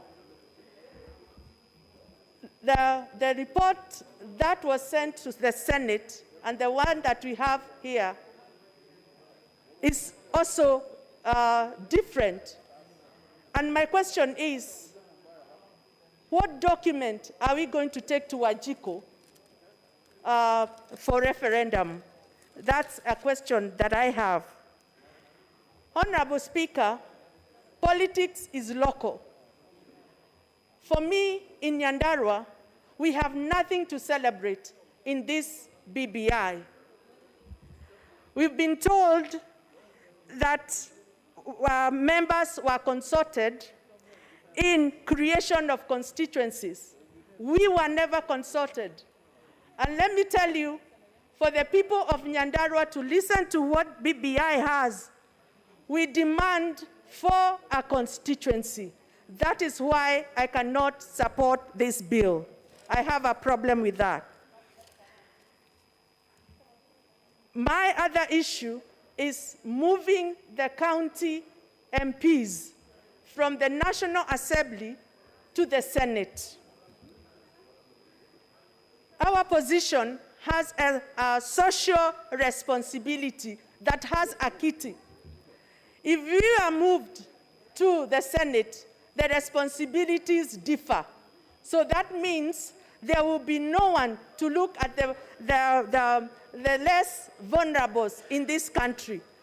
Who will look at the orphans? Who will look after the orphans, the vulnerables, the PWDs?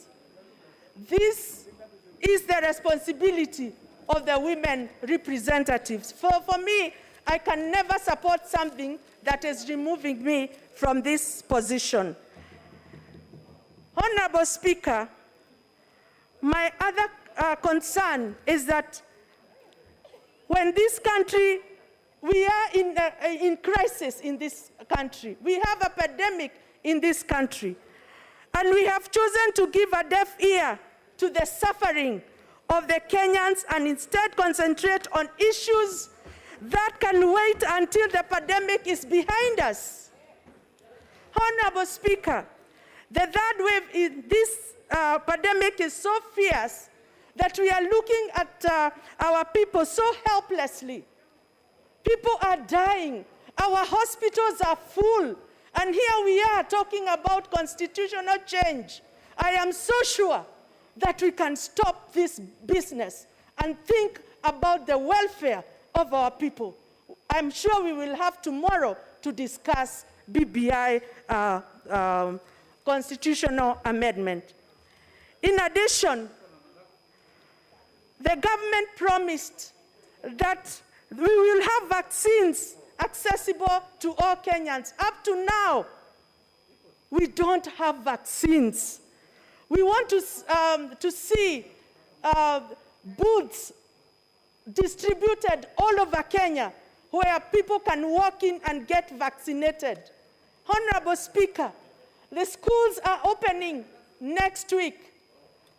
We should be thinking of how teachers are going to get vaccinated. This is an emergency for us, and we should be thinking of how we are going to save lives. Honorable Speaker,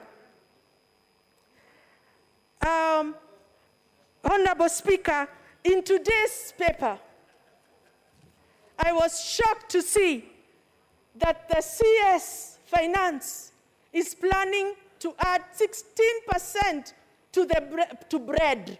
Can you imagine this? We are pushing our people to poverty. If the bread go up, the cost of living will be so high. And let me tell you, our people are suffering. We should think of them.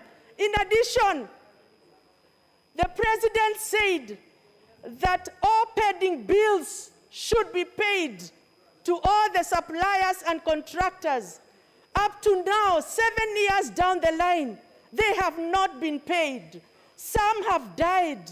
Others have been auctioned. These are the things that we should be thinking about as a country. We are in crisis. We should not think of changing constitution when our people are dying. Thank you. I strongly oppose these amendments. Honorable Olwach Tom. Information to who? Honorable. Yeah, she's done. Honorable Olwach. Thank you very much, Honorable Speaker, and allow me to also add my support, unequivocal support, and those of my constituents.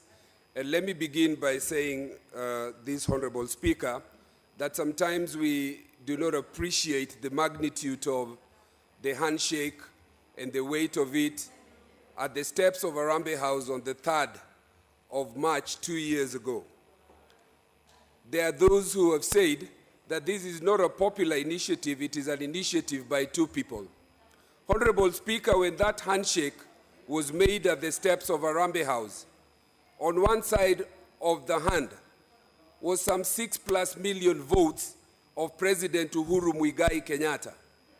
On the other side of that handshake, or of that hand, was 6+ million votes of His Excellency Raila Amolo Odinga. You add that, Your Excellency, to the 4 million votes that appended their signature to the BBI, you find, Mr. Speaker, that you have a total of over 16 million Kenyans behind this. So we need to dispel from the very beginning this notion that has been touted that this is an initiative of two people. It is not. Behind those two hands are over 16 million votes, including the 4 million that appended their signature to this. Honorable Speaker, I was reminded as I was driving here this morning, the words of the late President of the United States, Barack Hussein Obama, at his first inauguration when he said, every so often, there comes a time in the history of a people, there comes a time that every generation finds in their time a situation in which history wants to turn. The question, Mr. Speaker, is on which side of history are you going to be? I am also... Honorable, why are you too agitated? What is leading you out of order?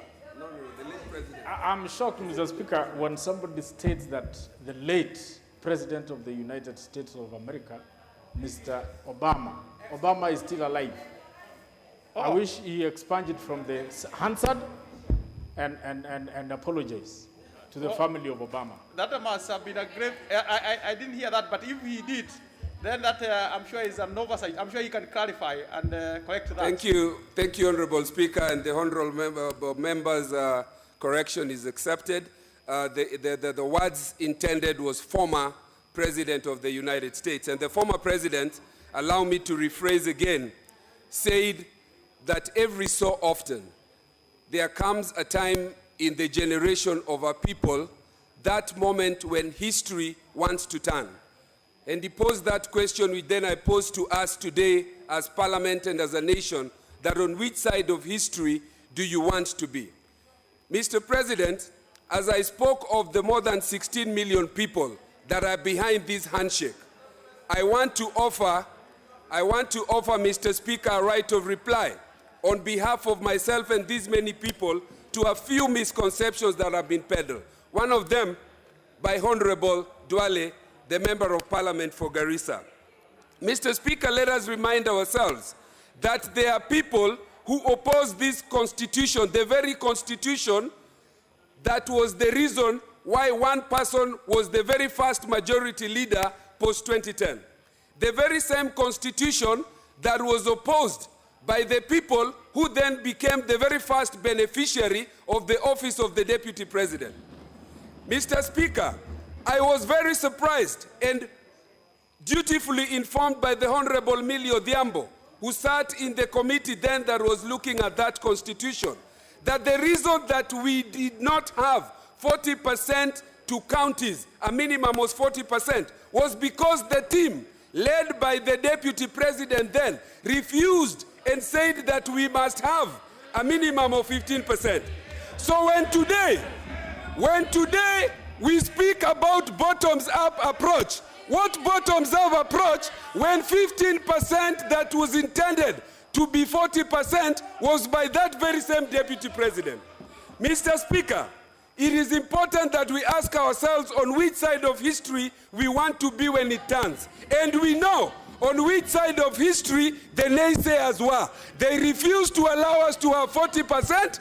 They want the constitution to collapse so that they go back and say, we are the ones who have saved you with the bottoms-up approach. Having said that, Mr. Speaker, I want to address one last misconception before I go to the merits.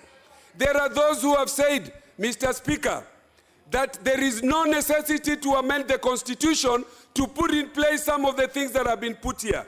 Let me remind you, and this was very eloquently canvassed or indicated by the Speaker when he spoke. When the people rise under Article 1 of the Constitution, read by 257, there is nobody who can stand in their way, whatever it is they want to do. Look at the preamble to that Constitution. It says, we the people. There is nothing that can stand in the way of we the people when they want to amend the Constitution. If the people decide that they want to put a referendum to make fishing a national sport, so be it. That is their wish, Mr. Speaker. So I just want to indicate two things. And one of them is the question of two-thirds gender rule. We had Duale 1, we had Duale 2. Now we have the opportunity, Mr. Speaker, and hanging against us the direction of the former Chief Justice to dissolve this parliament. Mr. Speaker, there is the question of inclusivity. And inclusivity should be looked at in different ways. Inclusivity of the youth, inclusivity of tribes, inclusivity of women, inclusivity of minorities, and everybody will sit at the table to ensure that Kenya becomes the country that we wanted it to be. So I lend my support. Honorable Odhiambo Ochieng.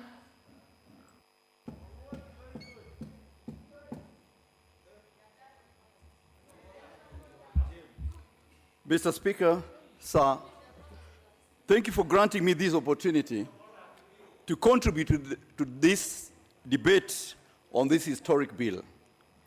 That's the Constitution of Kenya Amendment Bill 2020. Honorable Gekaria, what is it? What is out of order, Honorable Gekaria?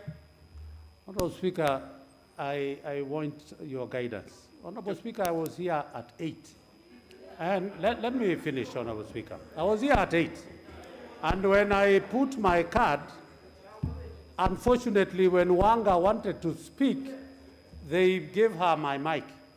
And I raised that issue with the then Speaker, Honorable Cheboy. Mpaka saa hii, I went down again. A second time, I put my card in. Again, I am Honorable Speaker. Honorable Speaker had ruled that I will remain at the number I was, because it's not my mistake. And I want to speak to this and support this very motion. Honorable Speaker, I beg. Honorable Gikaria, I will trace your issue, particularly if the Speaker actually pronounced himself on it. But for now, Honorable Ochieng.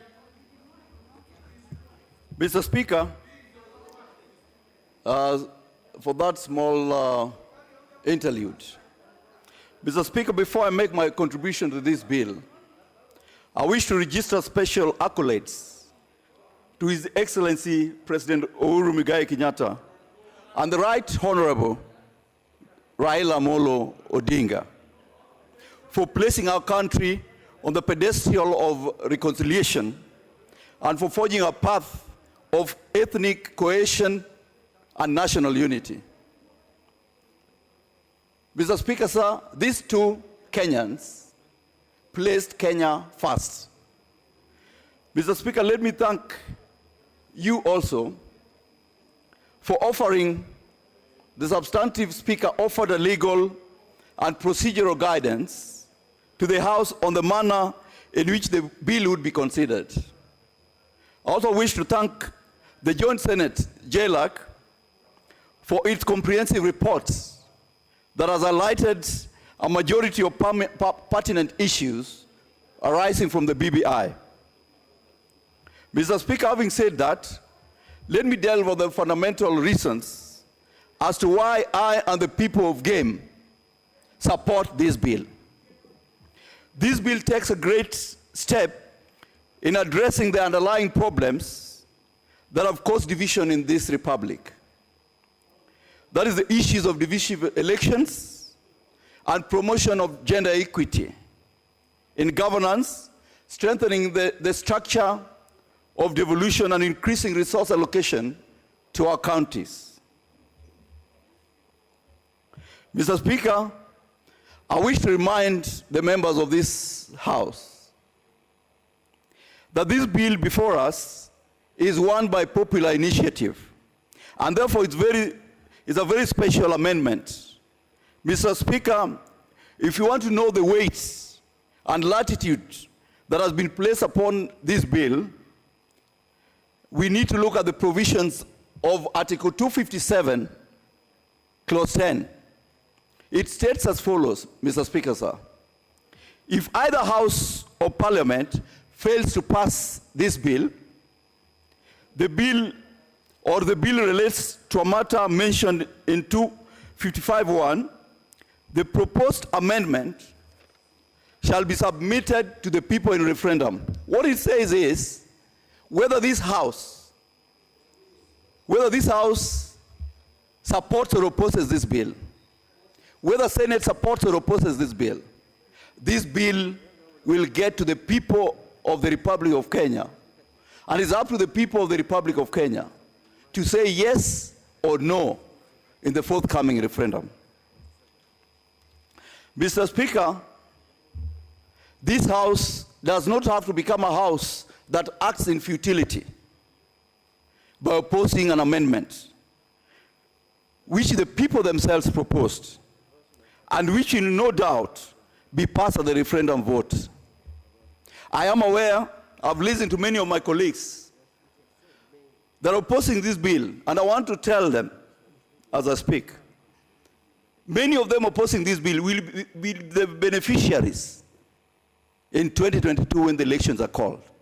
They'll be the very people who will sit in cabinets. So I ask them to search themselves, to search their souls, so that they come to the right framework. Because the many people who opposed the 2010 Constitution, themselves became the benefactors of the Constitution. Mr. Speaker, a number of clauses that were given in the report of JLAC, especially if you look at the clause 67 of the bill, which proposes Article 247 on the National Police Service. It sees a situation where we can harmonize certain functions within the commission with the function of centrality of command by the inspector of the National Police. Mr. Speaker, my heart goes out. If you're a central command, my heart goes out to one member of my constituency, Javan, who was murdered last night. If we had an efficient police system, Javan, who is a great footballer from Gombe in game, would never have died. Mr. Speaker, I support this bill because this bill will anchor the CDF and the World Development Fund in the Constitution of the Republic of Kenya. And if you have a rogue governor in the county who may not want the World Development Fund, once we have mainstreamed the World Development Fund in the bill, the governor will have no opportunity to remove it. Even though what has been given to the world reps is a meager 2%, is a meager 5%, I believe that in the years to come, the generations after us will have an opportunity to build on what you have done, what we'll be doing today. Mr. Speaker, I'm also glad that clause 16 proposes to create the office of the official opposition leader. And I can see many members there are practicing that role. I'm glad that when that position is created, we'll see them occupy that position with a lot of grace. Mr. Speaker, sir, clause 28 also creates the position of Prime Minister. This will ensure that there's inclusivity in governance in this republic. Let me say this, Speaker, having looked at the total bill in totality, I think if you look at the benefits vis-a-vis the basic losses, the bill is more beneficiary to the people of the Republic of Kenya. Our generation, which we stand by here today, if we don't pass this bill, will be taken to the dustbins. Number 2, Mchebet.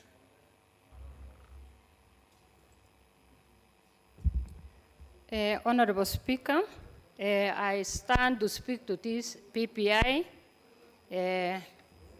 proposal or bill.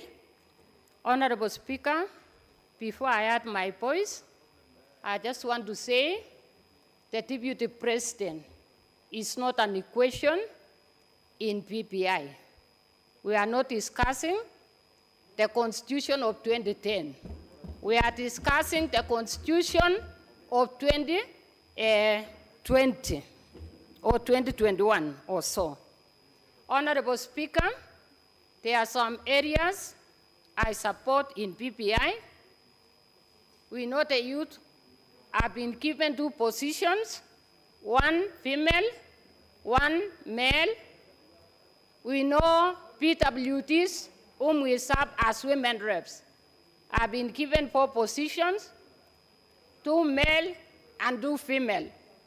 They only wanted, Honorable Speaker, an electoral college like US and Uganda, where they can elect their own people so that they are not, they don't owe their allegiance to the nominating party. We should not take for granted the 6.5 million persons with disabilities in this nation. Honorable Speaker, I know there are 94 senators, 47 women, 47 men. Honorable Speaker, I want to speak to the women rep positions. Honorable Speaker, right now, I would not be here if I was competing with men from Nandi County. I'm just here because of affirmative action. Honorable Speaker,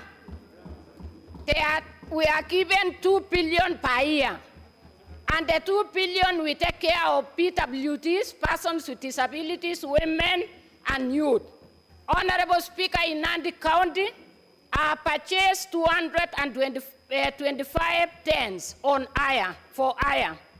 Honorable Speaker, the women of Nandi, in 5 days get 3.5 million. In 10 days, they get 6.7 million. Who are going to support those women when we are taken to Senate where there are no funds? Honorable Speaker, give me time to talk. You talked. Honorable Speaker,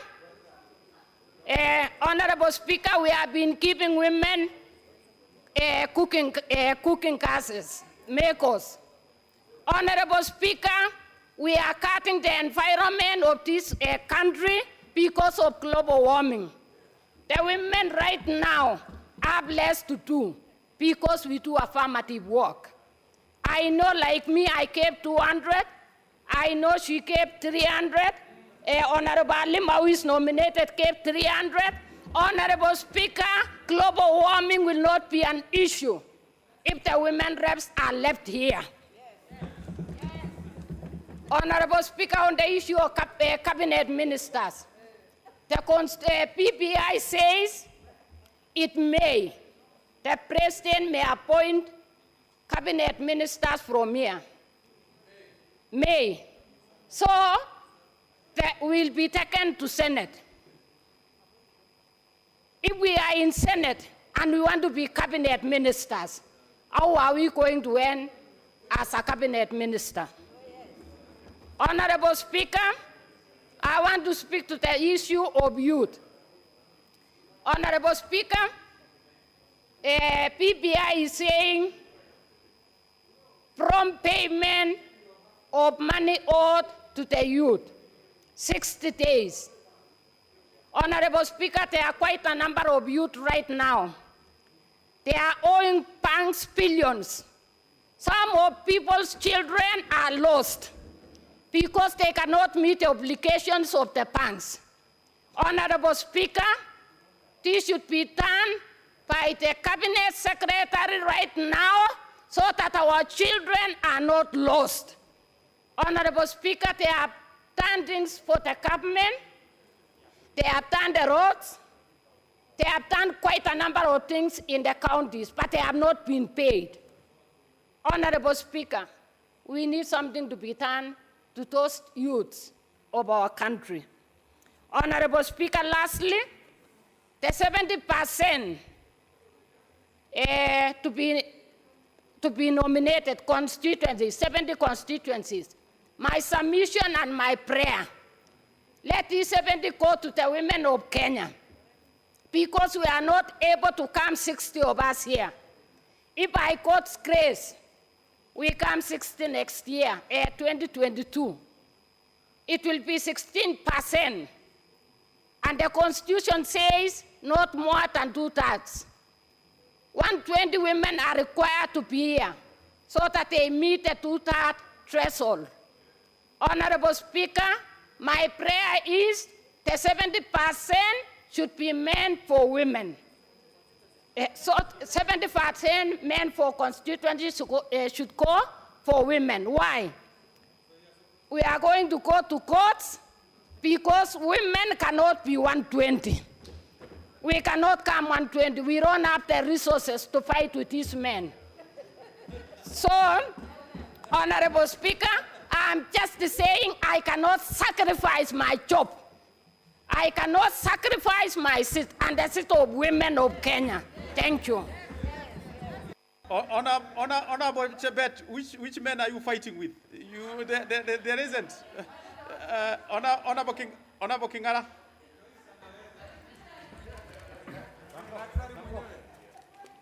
Asante sana Mheshimiwa Spika kwa kunipatia mwanya huu, ingawaje tumengojea sana. La kwanza kabisa ni kusema mimi naunga mkono mswada huu ulio mbele yetu, kwa sababu wakati tulichaguliwa hapa mbungeni, ni vizuri ni wakumbushe wabunge wenzangu, tuliangalia wale wabunge wako na idadi kubwa sana ya wafuasi, na nikakuja kupata ni wabunge 80 peke yake katika bunge hili walio na watu wengi. Na wakati tulienda hata kwa spika kujaribu vile kunaweza kuwa na usawa, ikawa ni changamoto kupata nafasi. Kwa hivyo wakati tumepata nafasi ya kuhusishwa na kusema mapendekezo yetu, mimi nimeona ni jambo la busara sana. Na ukiangalia katika mswada huu na yale marekebisho yako mbele yetu, moja muhimu isipokuwa inakuja kwa pole ni vile mswada huu unataka kuwe na uwiano wa Afrika Mashariki na hasa Afrika kwa jumla. Na nipendekeze, wakati Mheshimiwa Suluhu alikuja hapa, aliongea vile tunaweza kuwa na usawa na vile tunaweza kuwa na maendeleo, lakini maendeleo hayawezi kupatikana kama hakuna uhuru na suluhu la maendeleo yale. Na jambo moja na kutafuta suluhu la maendeleo yale ni kuwa na usawa katika rasilimali ya serikali na vile vile usawa katika mambo ya kazi za mashinani, hasa maeneo bunge. Na nikinguzia, Bwana Spika, ningetaka kutambua hii eneo bunge la Ruiru ambao ni mnawakilisha saa hii liko na idadi ya watu 600,000. Pale mwaka 2019 walikuwa watu 490,000, na eneo hilo, Bwana Spika, liko na watu wengi kuliko zaidi ya kaunti 6 zile nitataja. Lakini mapato mimi napewa kama mtu wa eneo bunge. Ukiangalia Saburu wako na watu 300,000. Ukiangalia Tana River wako na watu 300,000. Taita Taveta 340,000. Tharaka Nithi wako na 393,000. Ukiingia Lamu wako na 140,000. Lakini Ruiru na ni eneo bunge wako watu 490,000. Na mapato yale tunapewa hapa, mimi napewa pesa usawa na wale maeneo yale nimetaja, na wako na wabunge zaidi ya 3 kwenda juu. Bwana Spika, saa hii mwingine anasema nadanganya, nataka watu waende katika stakabadhi, watakuta hili, na nasema mimi ni la kweli kabisa. Na mimi ningesema hivi, Bwana Spika, saa hii nimesimama hapa nikichangia wale watu wanataka basari kwangu, wale wamekuja kuomba basari kwangu eneo bunge la Ruiru ni watu 90,000. 90,000 ndio wameleta fomu, wameweka hapo kwa meza.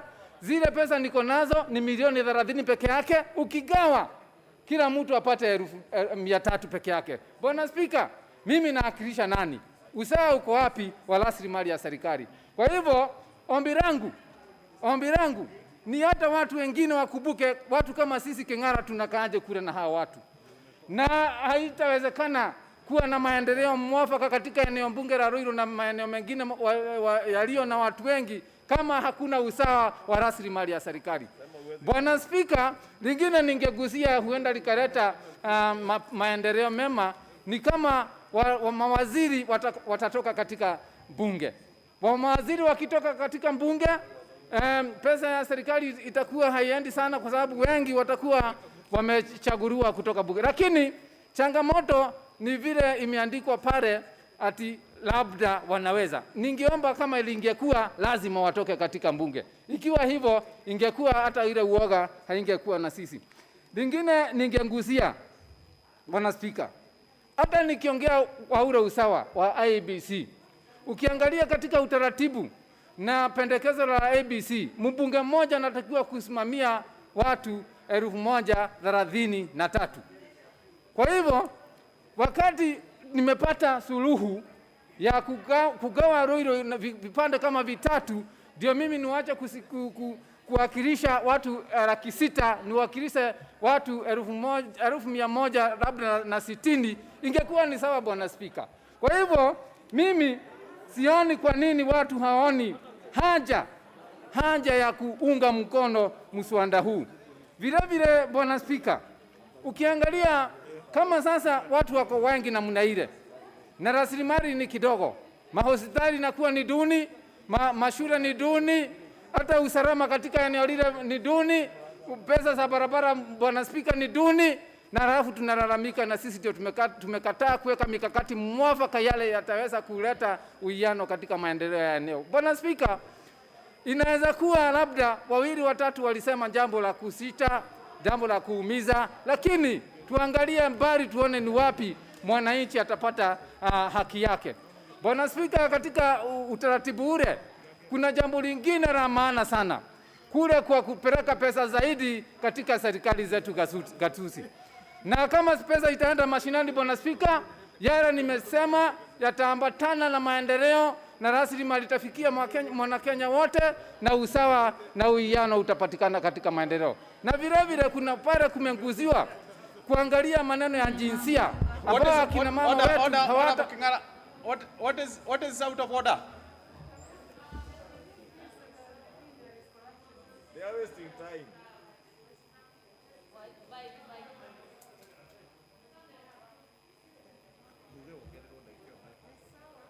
Give her the mic.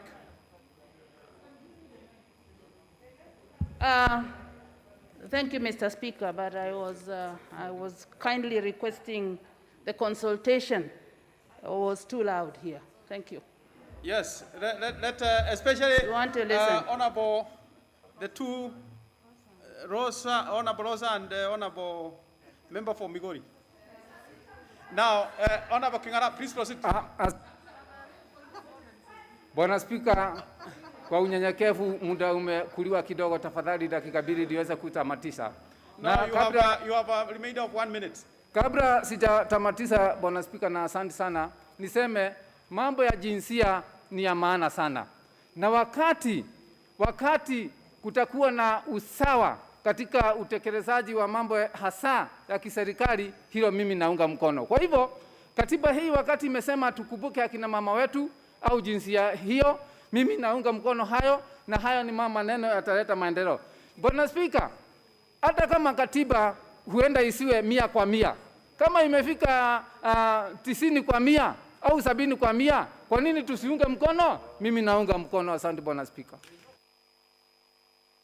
Honorable Kimani, but before you speak, honorable members, let me advise you, because some members are leaving the chamber, and I do appreciate members have been here from morning. And it will only be fair, those who have been here from morning, when we come back in the afternoon, they get the slots first. Let me advise you, when you are getting out, don't log out. Leave your card in logged in, so that those who are top will be top in the afternoon. Because I do appreciate the patience members have had on this one. Thank you, Honorable Speaker. Honorable Speaker, just like the leader of majority, the people's leader of majority said, I also rise to defend the Constitution of 2010 as I swore in 2013 and in 2017 to defend and protect the Constitution of the Republic. Honorable Speaker, this BBI process is a culmination of the handshake and the BBI task force work, Honorable Speaker, started in 2018 by the two presidential candidates who were there in 2017. Honorable Speaker, I must be quick to mention that this document to me is a poisoned chalice anchored on treachery and loaded with deception, Honorable Speaker. It is a very deceptive document, Honorable Speaker, right from the onset, because it is billed as a popular initiative.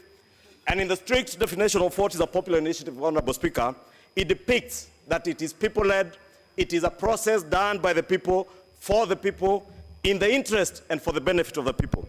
But Honorable Speaker, guided by what the Honorable Speaker guided this House, that indeed he finds it to be a popular initiative, may I be quick to point out that it is indeed a popular initiative by the political class in this country.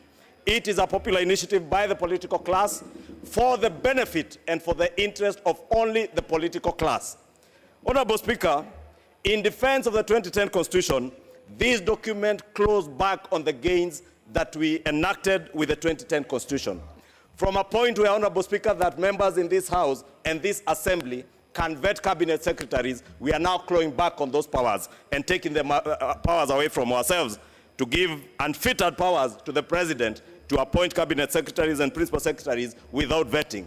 Honorable Speaker, we are taking away powers from constitutional commissions that we created. The commission, the National Police Service Commission, Honorable Speaker, and giving powers to an IG, an individual, Honorable Speaker.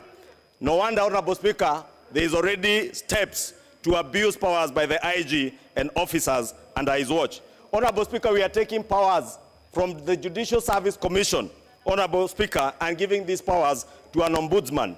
We are also clawing back on the independence of the judiciary, as many people have said, and I'm trying not to repeat a lot of the things that have been said, Honorable Speaker, that we are taking away powers from the JSC, Honorable Speaker, a JSC that previously or currently sets up a tribunal to listen to issues that touch on judicial officers, and giving the JSC unfettered powers to even discipline judicial officers. If there is a clearer way of clawing back on the independence of the judiciary, Honorable Speaker, it is through such measures where the JSC, as it is constituted today, Honorable Speaker, it is heavily loaded with people leaning towards the executive, giving powers then to this JSC to punish judicial officers, Honorable Speaker. You are simply saying that judicial officers in this country, at the passage of this constitution, and God forbid that it passes with the people, judicial officers will be punished indirectly by the executive using their stooges in the JSC.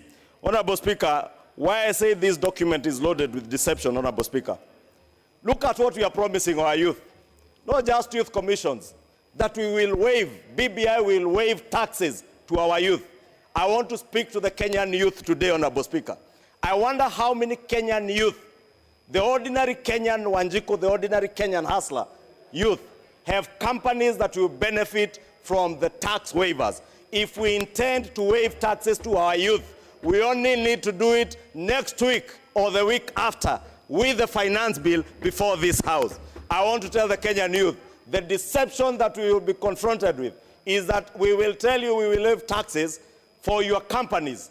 The companies will be waiving taxes for, Honorable Speaker, are the companies that you saw in the COVID billionaire scandal, companies that were registered 1 month, the following month, they are getting tenders worth billions. But you know the youth who own those companies, where they belong to, which families they come from, Honorable Speaker.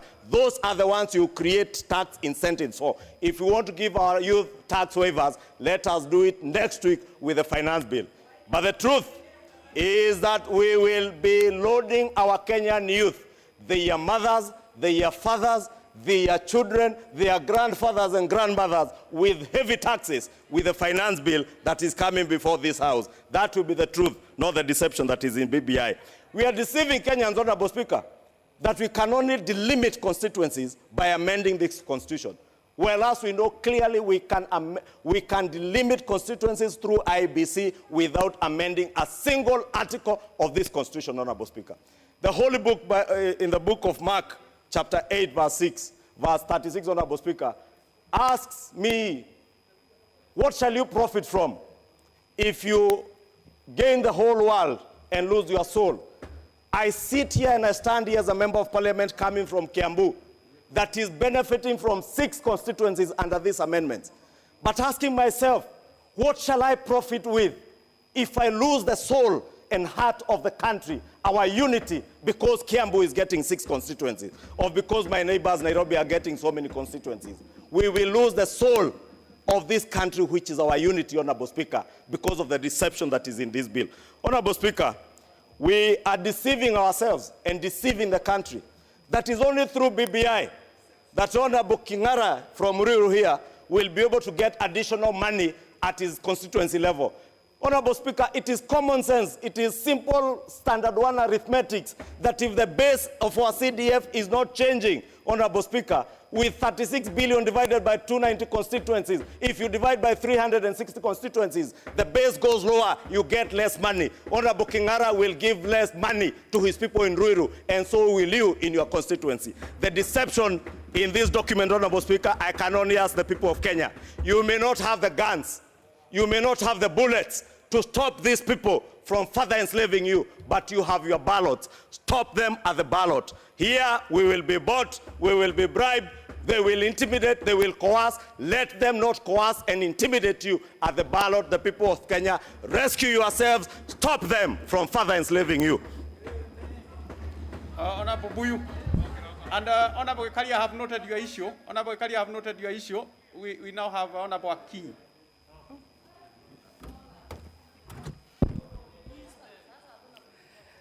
Mr. Speaker, I want to thank you for this opportunity.